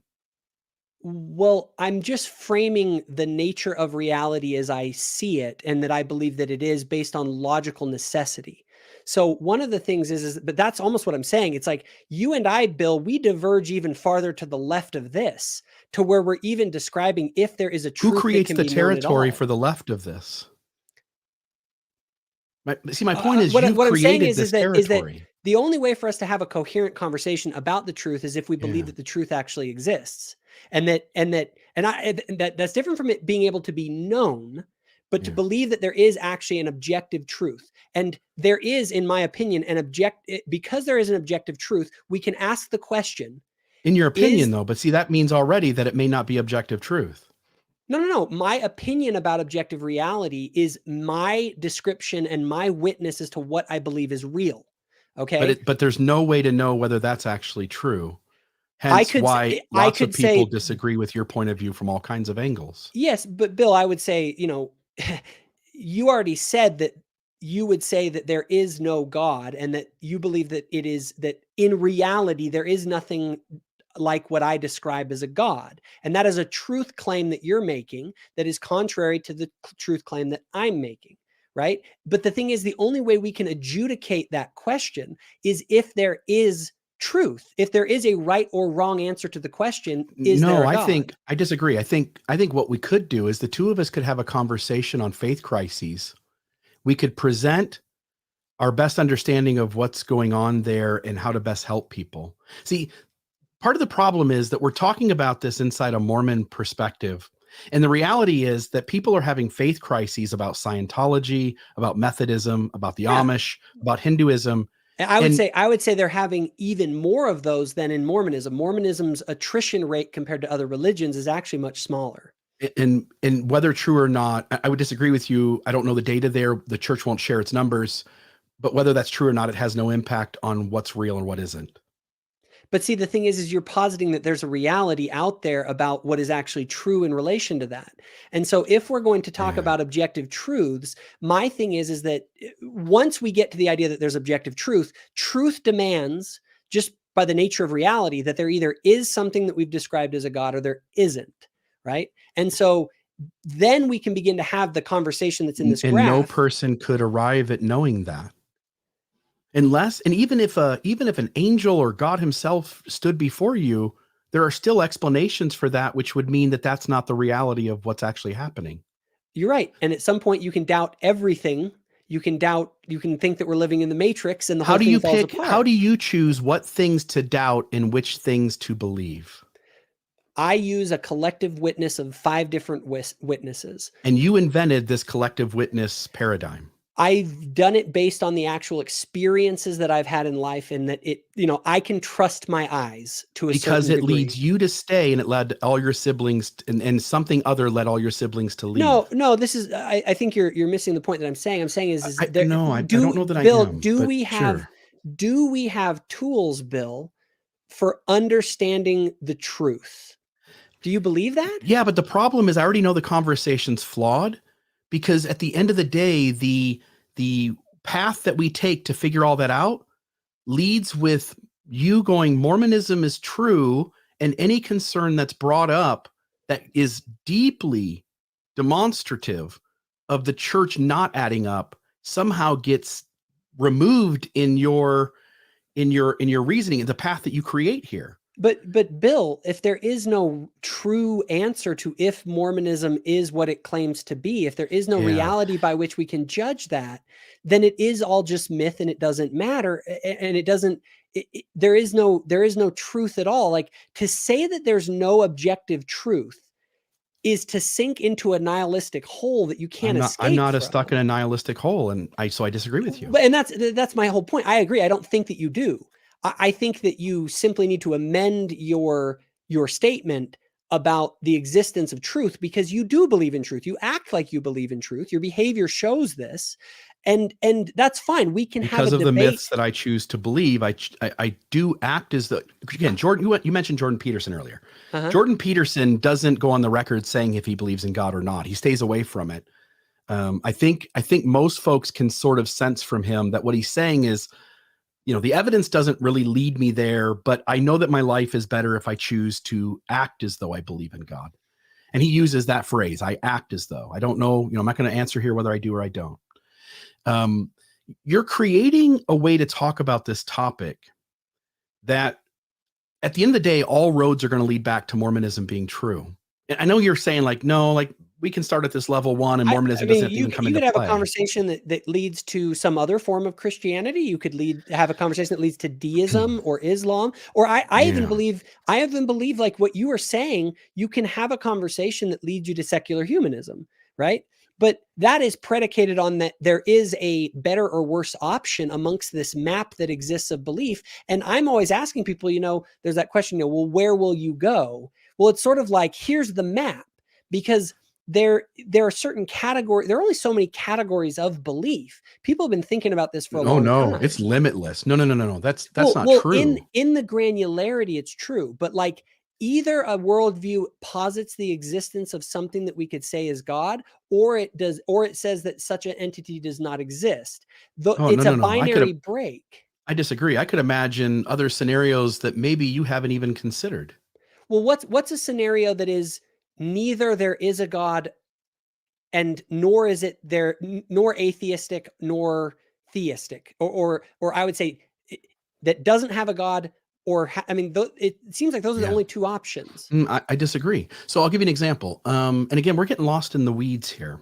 I'll give the example, but I would much rather spend the time trying to understand the actual people, what they say is going on in a faith crisis, and the actual experts who have studied this say about what's going on in faith crisis, because they have the authority to speak authoritatively on. They have more experience in the topic than you do, and that makes them an authority. Correct? No, that would be an authority fallacy. But we ought to, at least, rather than just focus on what Jacob Hansen's presenting, we ought to give room for all the experts to say something, and then allow the people in the audience who listen to this to be able to make judgment calls about what sounds more accurate about what's happening than the guy who says, I'm LDS. At the end of the day, I know that my path is the ultimate best path, and hence all roads lead to Rome. Yeah, go ahead. Okay. So my theory, just one idea to throw out of how there could be both a God and not a God. Imagine, for instance, there's a planet way out there that is 1 million years in front of us in terms of evolution, 1 billion years in front of us in terms of evolution. Whatever they are, it's completely different. Maybe they wanted to do a science experiment. Maybe they took some things to begin life and they put it on a ship and they sailed it halfway across the universe, found planet Earth, and planted that. And now 13.7 billion years ago, of course, there's the Big Bang, whatever it is, 4.8 billion years ago, planet Earth begins to form and develop life on it. And that life begins. Now, whoever those people are off on their far planet, they are much more advanced than us. To some degree, they would appear sort of godlike to us. They've started life. They are the originators of life on this planet. So from that perspective, they also could be seen as God. And yet, in a rational point of view, just because they had the head start doesn't give them the ability to actually be God. And when you limit God down to being three things, most faith systems do this. They say that God is omnipotent, all powerful. He is omnipresent, all present. And he is omniscient, all knowing. And I don't need a conscious being to do that, because everything that is, again, if 13 point something billion years ago, the Big Bang started and everything outflowed from that, then everything that's everywhere is that creative force in the beginning, no consciousness at all. And it is all knowing, because everything that is known by it. We are it. The frogs are it. The whatever other life on any other planet is it. It's all present. It's everywhere. And it's all powerful, because everything that's been done has been done by it. And so I can come up with ideas where I don't need God exactly, but it's not God exactly. So if I go back to, but in this scenario that you just used, there is no God in the sense of an intelligent agent behind the universe. No, but if it's the aliens who planted life here, it is. No, those aliens would not fit the description of what we've defined as God. Is that correct? They wouldn't fit that. But again, who creates that description? That's also a myth, to say these are the labels, and this is the litmus test by which we define God. But this thing X that we're describing, however we want to define X, mathematically you could say X exists or X does not exist.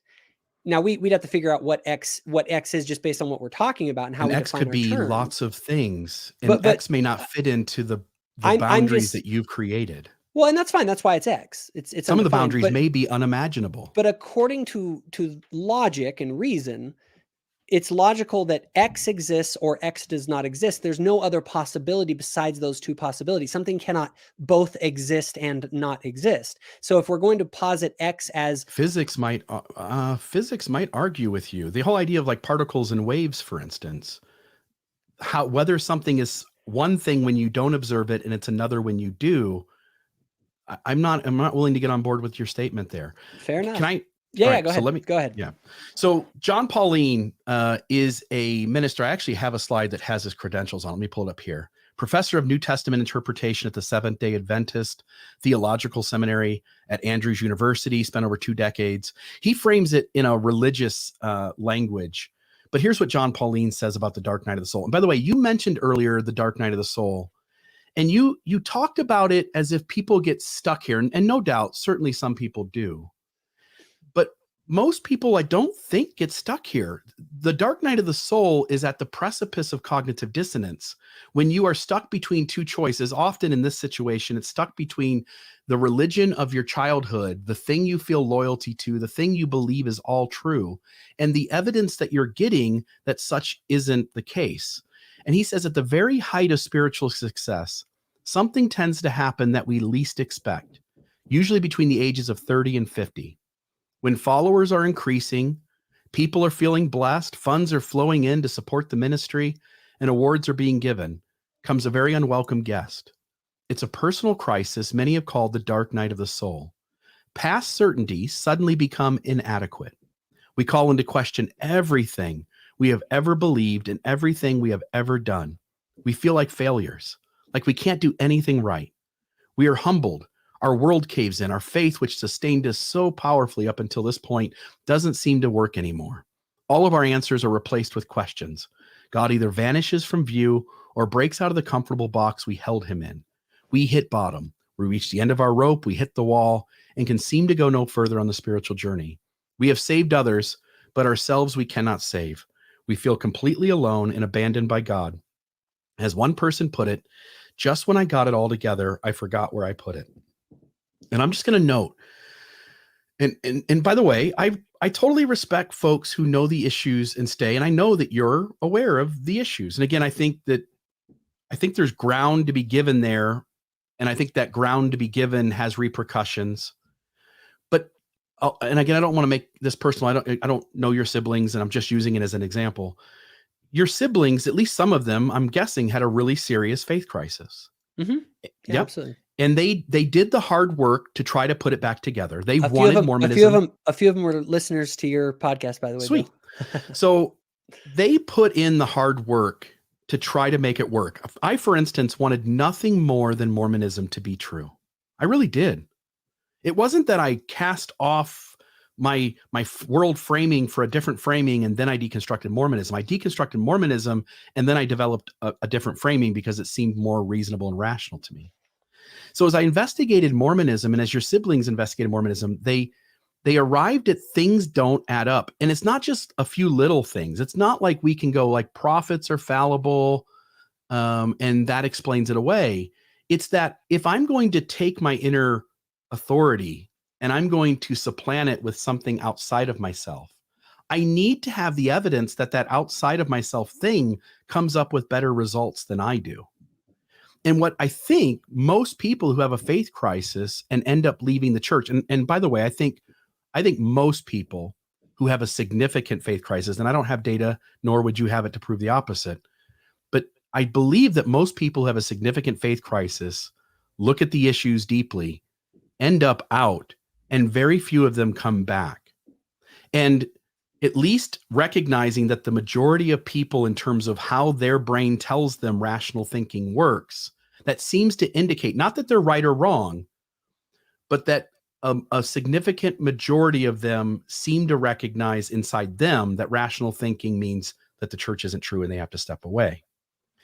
And when I look at whether it's your family, whether I look at all the folks that I've encountered who have lost their belief in Mormonism, when they realize it doesn't work anymore, the dark night of the soul is horrible. They're up crying. They're having sort of emotional breakdowns. They spend every waking moment trying to read everything and to figure it out. And when they go to read, they find more problems. They go into Fair Mormon and they see that the 3 problems they had, which are serious, not only are serious, but now there's 1,000 other problems right behind it.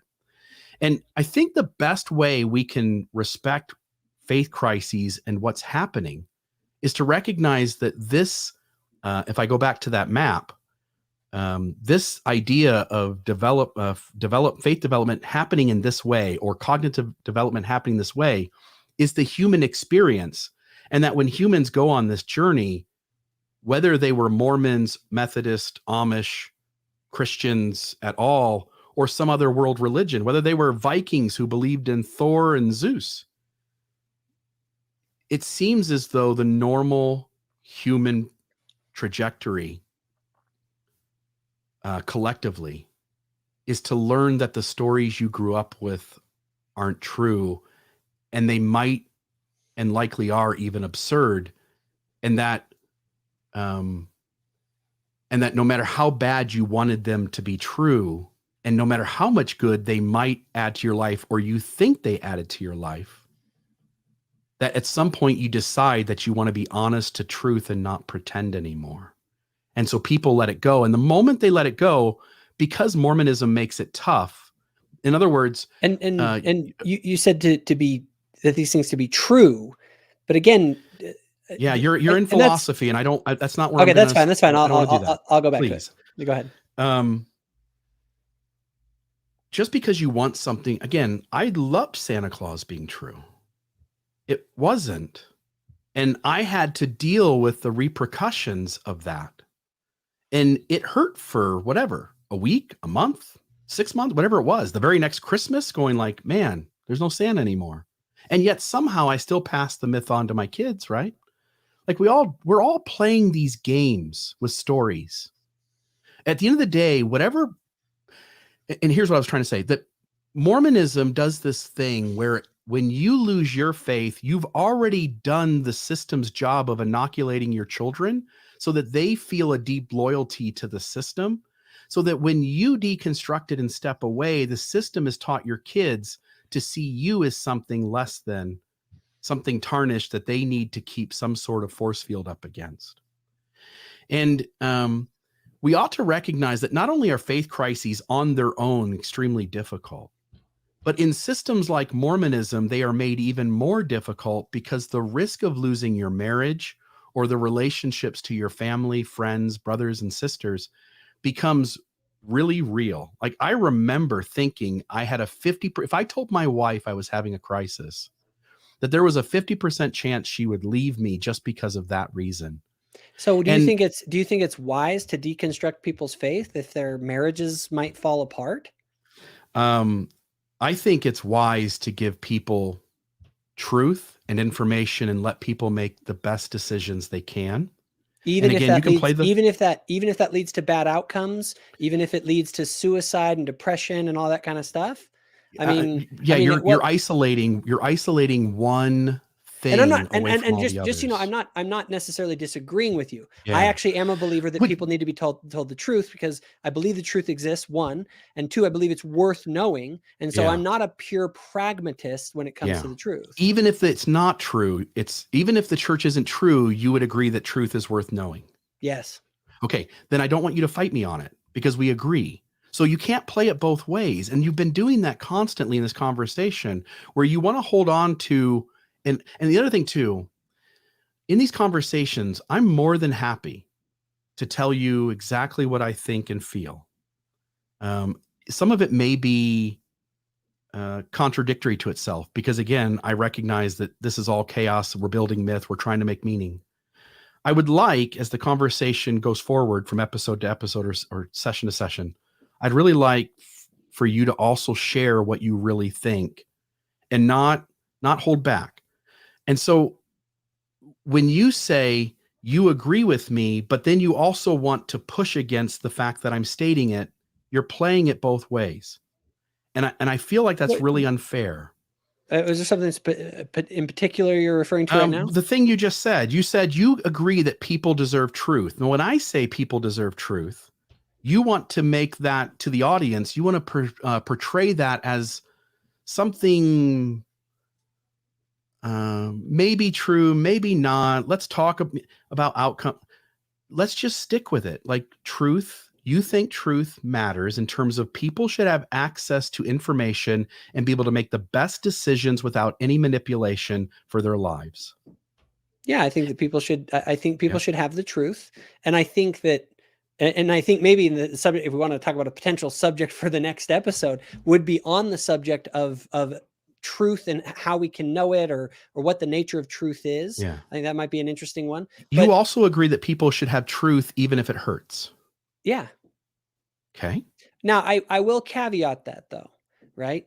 So this is a tricky topic, and I'll full on admit that I'm still trying to sort it out myself, right? Because I believe in, for instance, there's the classic problem of your wife asks you if she looks fat in that dress, and you know she's dealing with really severe body issues and depression. Do you give the brutal truth, or do you realize that truth given without context can actually be harmful? And the context in this case with my wife is that she truly is beautiful. She's loved, she's valuable, all that kind of stuff. And so if I give her the hard truth about my opinion that she doesn't look good in that dress, it may have bad consequences. So I may omit the truth because that person isn't ready to process that information, because they don't have the full context or understanding to be able to handle it. They don't have the full story, as it were. And until you have the full story, certain aspects of a story, if given in isolation, can irk you out. Like my wife feeling terrible about herself because she doesn't realize that I think that she's beautiful and she's valuable no matter what, right? So it's a complicated topic, but Who gets to determine? Who gets to determine when you're honest with somebody and when you're not? Who created that? Well, it's not dishonest to decide that certain information needs to be understood before other information needs to be understood, right? Because you can confuse someone. Like if I went up to a 5-year-old and I began to talk to them about trigonometry, they might freak out and think I'm crazy because they don't understand the other things that actually make this complex equation make sense, right? Yeah. So my point though is that be built line upon line. Otherwise, and we all do this. It's subjective though. It's very subjective. Yes, but I would say that there is an objective standard by which we can tell if what we're doing is good or bad. Yeah. So when it comes to faith crises, I think that there is so much going on and there's so much pain and hurt. There's so much risk on both sides that I think the best thing we can do is to just be soft and honest with people and give them the best information to make decisions in their life. And And on the relationship side of it, Bill, I agree. I think there's a point of convergence here. I wouldn't want somebody holding back that, for instance, I wouldn't want somebody holding back information that my wife's cheating on me because I'm going to suffer from it. Yeah. Right. People deserve honesty and they deserve the full truth. And they don't deserve whitewash statements or simplified narratives that are avoidant of, especially when the motive is to protect oneself for why one doesn't share information. Yeah. And what I would say when it comes to faith crisis, because I think something that I think where we could probably converge on something that I think we'll agree on is that a faith crisis is a very real, painful, disorienting thing for the people that are going through it.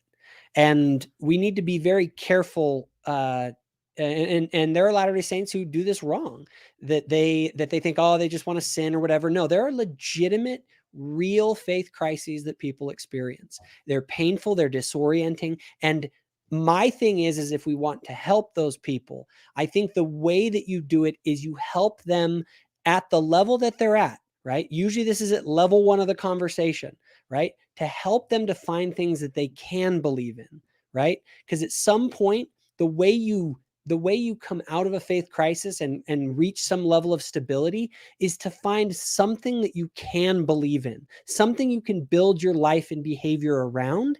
And that's the big question. Where are you going to go that will provide that? Now, I may disagree with where people go, but I do believe that I would rather my siblings come to have some sort of a belief in some kind of a secular humanism than to be in the misery of nihilism that can potentially lead them to suicide, where they don't even think life is worth it at all, or do terrible nihilistic things to other human beings. And so I think there needs to be an effort, not only if you want to deconstruct stuff, every building needs a remodel, right? Like sometimes you got to tear out old plumbing, but the reality is you still have to have a roof over your head. Otherwise you'll die. And so you need to help people. If they've deconstructed the entire building, it's like, okay, we need to start to rebuild something. And when they are deconstructing, make sure that they're taking out things that are worth taking out and not deconstructing things that are essential to holding up the foundations of the building, because there are bad consequences if you go about a remodel recklessly and start tearing down everything at once. There also is risk if you stay in unhealthy systems and continue to subject yourself to what goes on there as well. I agree. And there's that's why I believe depression and that's suicide. why I believe that's why I believe that remodel is necessary. And that's why I describe what I've done as a remodel. I had to abandon assumptions. I had to change points of view, but I also recognize that I had to be careful that if the whole building falls down as I go through this remodel, like we need to build something. Can one legitimately remodel by leaving the LDS church? I believe that a person can come up with a coherent worldview that grants them the ability to live a happy life without Mormonism, without the church. However, I believe that the church takes you to another level of being. We would frame it as from a telestial level of existence. People can do that, but we're here to try and help people progress to the highest level possible.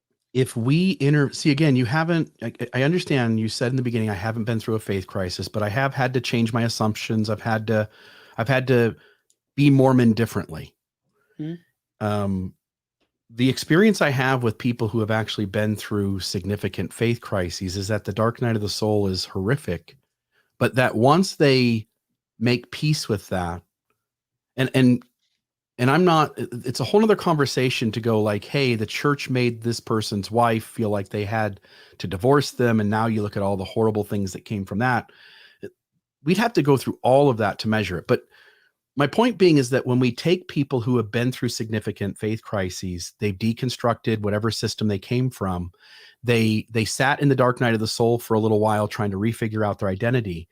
That once they do, I'm not convinced that there's a significant chunk of them that are miserable, any more miserable than the significant chunk that are inside the system that they left. And your data you shared earlier is a different point. It's not taking folks who believed all feed in a system, deconstructed it in a thorough way, and then reconstructed some sort of identity outside of that system. When I have reached out to those people and asked them, they report a high level of happiness. Again, 92, 93% say they are as happy or happier. And the as happy was about 8% of that. And again, I'll say, I don't trust that data completely, but I also don't trust Mormons reporting their happiness completely either. And I think there are good reasons to doubt the data on both sides. But at the end of the day, I want to let people tell their own story. And rather than pretend to be an expert, I know my faith crisis, and I know where others have told me that you spoke in ways that resonated with what my journey looked like. I would say that our best bet to get at the bottom of what's going on is to, one, not to have an appeal to authority per se, but we ought to at least put the information of the experts on the table. So Faith Beyond Belief by Margaret Placentra Johnson, The Critical Journey by Robert Gulich and Janet Hagberg, Faith Shift by Kathy Escobar, and Navigating a Mormon Faith Crisis by Thomas McConkie, who appeals to believers, but doesn't exactly fit in the box that church leaders would be very thrilled with. And I think when folks spend time understanding what the experts say and what the people who have been through it report, it becomes clear that this has nothing to do with Mormonism other than Mormonism's truth claims don't hold up for these folks in the same way that the folks who deconstruct Scientology or Jehovah's Witnesses find that those truth claims also don't hold up. Rather, a major life event is happening where people are feeling a terrible amount of turmoil. And that's the dark night of the soul. And we ought to help those folks, not nudge them back into the system they came from, because that only works if you get them going into the system you're in. If I'm pointing them towards back into Scientology, you would go, that's unhealthy. If I point them back into Jehovah's Witnesses, you would go, I'm not sure I'm a fan of that. It only works when it's your system. I look at it in levels of being and levels of development, let's say, spiritual and in all aspects. And I believe that there are various systems that lead people to higher or lower levels of being. I believe that kind of the nihilistic hole is that's about as bad as it gets. It's where you're stuck in the dark night of the soul and you can't get out and you're just miserable. And I think that the path out of that is truth, because there is truth. And as we align ourselves with the truth, we then move up. And I believe that there are various systems of belief. Some are better or worse than others based on how closely they align with moral truth, with the order of being that produces the highest level of not only well-being for the individual, but for all people, and not only for now for 80 years in this life, but throughout an eternal time scale. And so that's kind of the way that I frame it. Yeah. And so for those who are struggling with their faith, my thing is I want to try and push people as far as they're willing to go up. If that means secular humanism is as far as you can get, I may wish that you'd move farther than that. But boy, I'm happy that you're at least not in nihilism, right? Because I love you. Nihilism occurs inside religion too, by the way. What I mean by that is if you ask gay kids inside the LDS church, they're also feeling nihilistic. They also feel like that nothing means anything and all is hopeless. And they're sent. So it's not fair.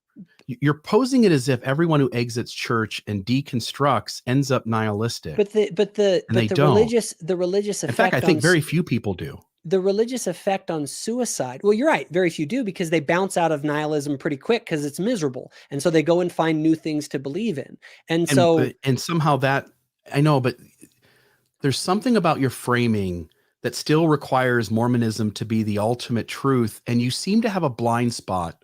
You seem to not recognize what faith crises are. Like if Mormonism didn't exist, faith crises would still be happening all across the world, and they have nothing to do with Mormonism, zilch, other than No, Mormonism's one more system.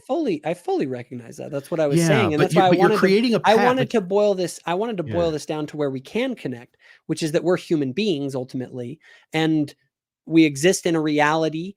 And what are we to make of all of what we are, and where we go from here? And Mormonism is a particular form of Christianity, which is a particular form of theism.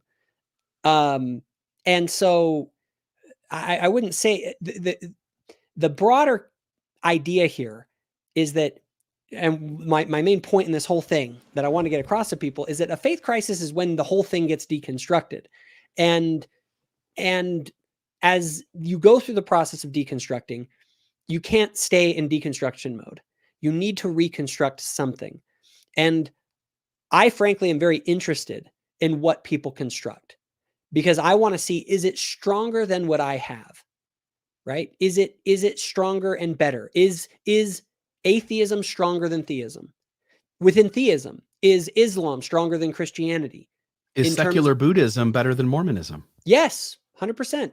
I want people to try and make those cases.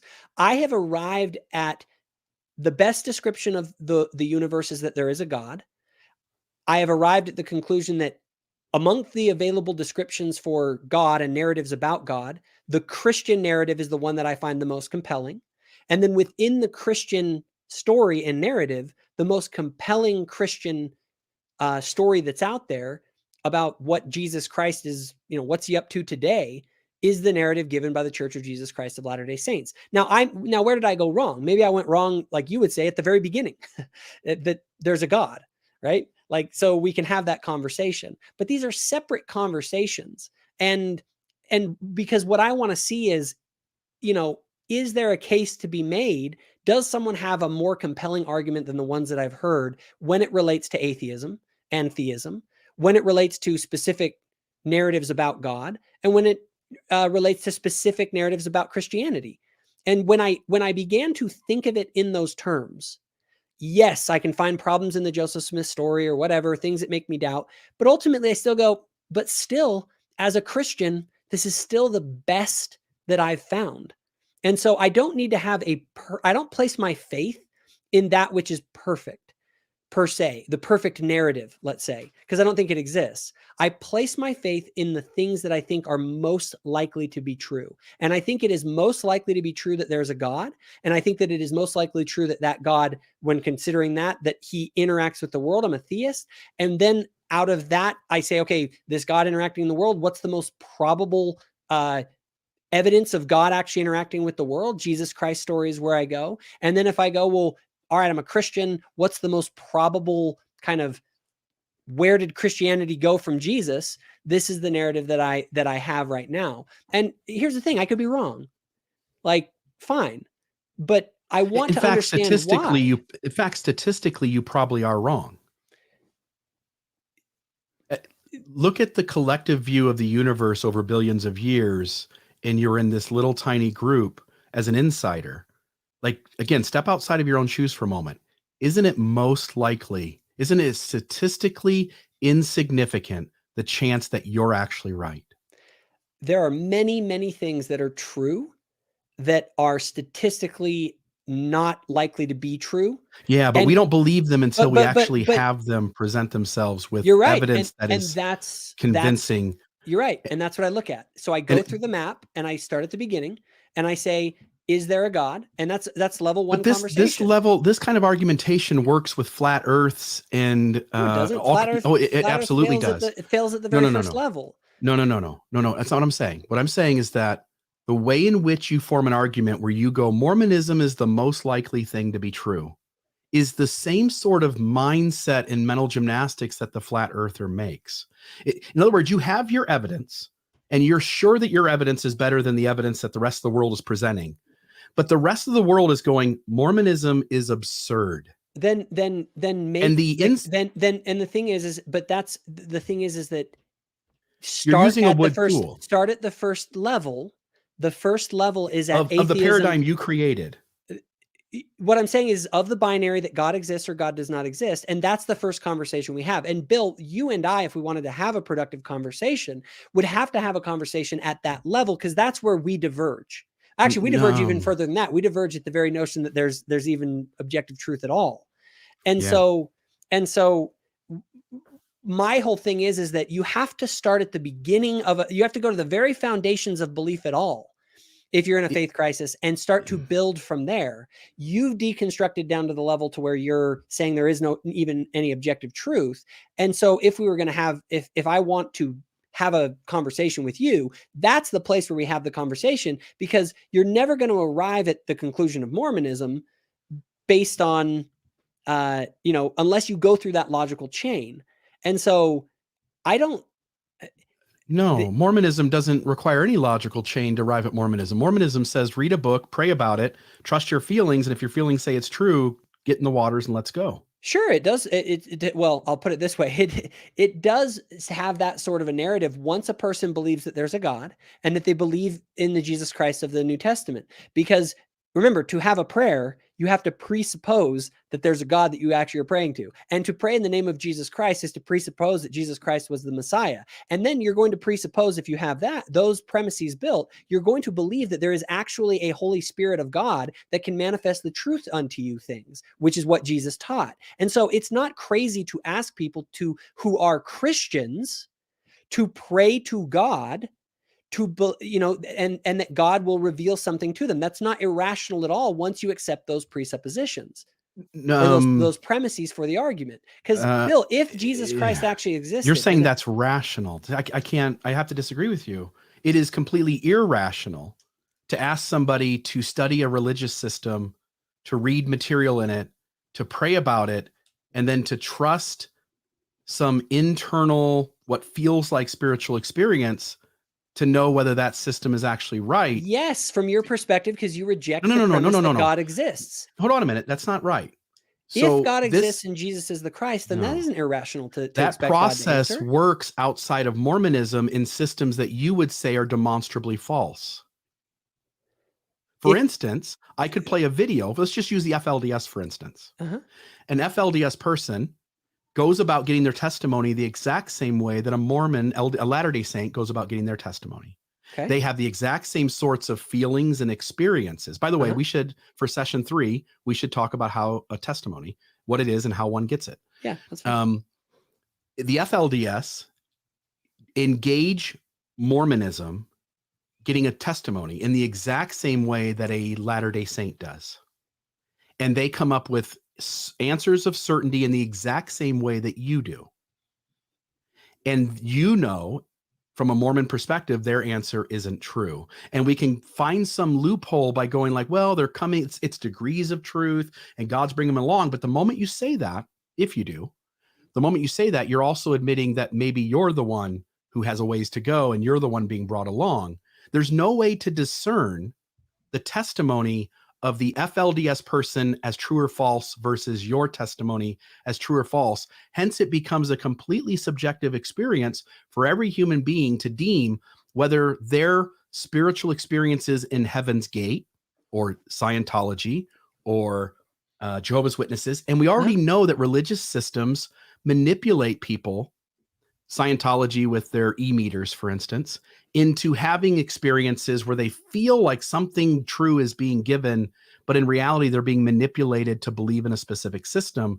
And because you're on the inside, you're going to, again, just a flat truth, not about you being a Mormon, about any human being inside their system that believes it, you're going to struggle to sense that the way in which you arrive at truth isn't really any different than the smartest of people that believe in other systems. And are you inside of a system? Amen. Totally. And that's fine. And here's the thing. I actually think this is a great probably place to sort of wrap this one up, because I think we're previewing what our next conversation will be. By all means, say whatever. I think that is a great segue to talking about the nature of testimony and what we mean by it in the church. Yeah, please. Because that's a very fundamental part of the whole conversation, and different groups that have similar, spiritual experiences, things like that. I think that'd be a great topic for. Why for the don't you next one. give a closing comments, thoughts you want to share? Let me, and then we'll cut this one off. Yeah. So I guess Unless you want me to go first. I think you went first last time. I'm happy to go last, but it feels like going last all the time gives that person the last word. Oh no, that's fine. I'll give you the last word. I'm not worried about that. Especially, yeah. So my basic contention in this, just to kind of sum things up, is that first of all, faith crisis is a very real thing. It's very difficult for people. When the building comes tumbling down, it's really hard. And if we want to help people, we need to help them to reconstruct. And one of the reasons that and maybe people aren't in a position to that. I don't think people should rush in to try and help people reconstruct their belief. But at some point, people need to begin to reconstruct their belief system. And I think at that point, you begin to have the conversations about not about what you don't believe. I'm very curious with people about what they do believe.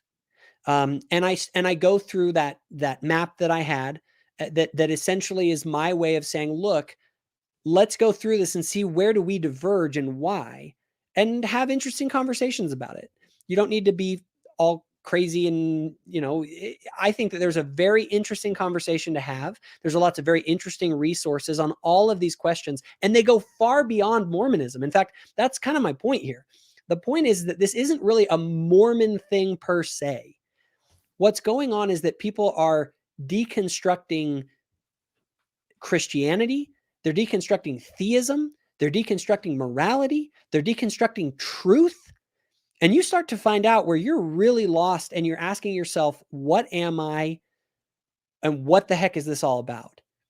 And frankly, if a person's at that level, if they're at level 1, if they're at the bottom of the conversation, that's fine. That's a great place to begin having conversations.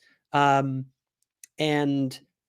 there's a lot of interesting stuff that's been said about that way outside of the Latter-day Saint tradition. Some of these questions go back to some of the oldest philosophers of all time. And I think people should take the time to understand that and to try and reconstruct their belief system. And not with the presupposition that it's going to arrive at Mormonism per se, but I also think people shouldn't be biased against it. They need to reconstruct so that they can get their bearings, avoid nihilism, and find psychological stability again. And that's kind of what I'd sum this up, at least. Yeah. The idea that, so I agree that we should find ways to help people have the healthiest, happiest, best well-being outcomes. But it is true that being happy about a belief or being comfortable in a belief has nothing to do with whether the belief is true. When one grows up in a religious system, that religious system is doing everything it can to shape your beliefs and your mindset so that you think that system is the one true system. And if something inside your gut is telling you that something's not right here, notice all the mechanisms in your system that get you to push that away, to not question, to not doubt, and to realize consciously or subconsciously the risks that are there if you begin to deconstruct. Will your wife stay in the marriage? Will your kids still talk to you? These are problems. These are questions and problems that Latter-day Saints who are beginning to have doubts and deconstructing are not just thinking about, they are weighed down with. And faith crises, they're hard. They're difficult. I remember nights of crying. I remember not sleeping because I would sit up on the computer all night and I would be looking at things like the Book of Abraham or what happened with the Book of Moses or how did Joseph Smith translate the Book of Mormon? What's going on with Joseph Smith's polygamy? And it came to the point where I kept wanting Mormonism to be true. Just as much as the Scientologist who starts to deconstruct wants Scientology to be true, or the Jehovah's Witness wants the Jehovah's Witness faith to be true. As much as an FLDS person wants that branch of Mormonism to be true. But systems are constantly making it harder for you to cleanly step away. There are mechanisms of shame. There are mechanisms of fear. There are mechanisms of manipulation and coercion. And when you recognize all the pressure that is on a person inside a high demand fundamentalist religion to continue to believe and to not push back, what I learned a long time ago is by the time you see a Latter-day Saint in your building saying something about having doubts, He already has disbeliefs, but it's not safe to say disbeliefs. And it wasn't safe to say doubts when he had them. And so folks are constantly ahead of the deconstruction, more so than what they're actually posing publicly, because they are deeply scared of the risk that are there for them to take apart who they are, their identity, and their relationships and their belief system. And just as Jacob, no offense, Jacob, just as you today have tried to, in some level, warn people of the scary things that are out there if they deconstruct, my reality has been that people who, in a thorough way, deconstruct the system they came from, the far significant majority of folks do so in a healthy way where they look back and go, Mormonism was way unhealthier than I thought it was. Same for the other systems that people came out of. It was way less helpful than I thought it was. And I was much better off chasing down truth and trying to put things back together with a stronger sense of what reality really is.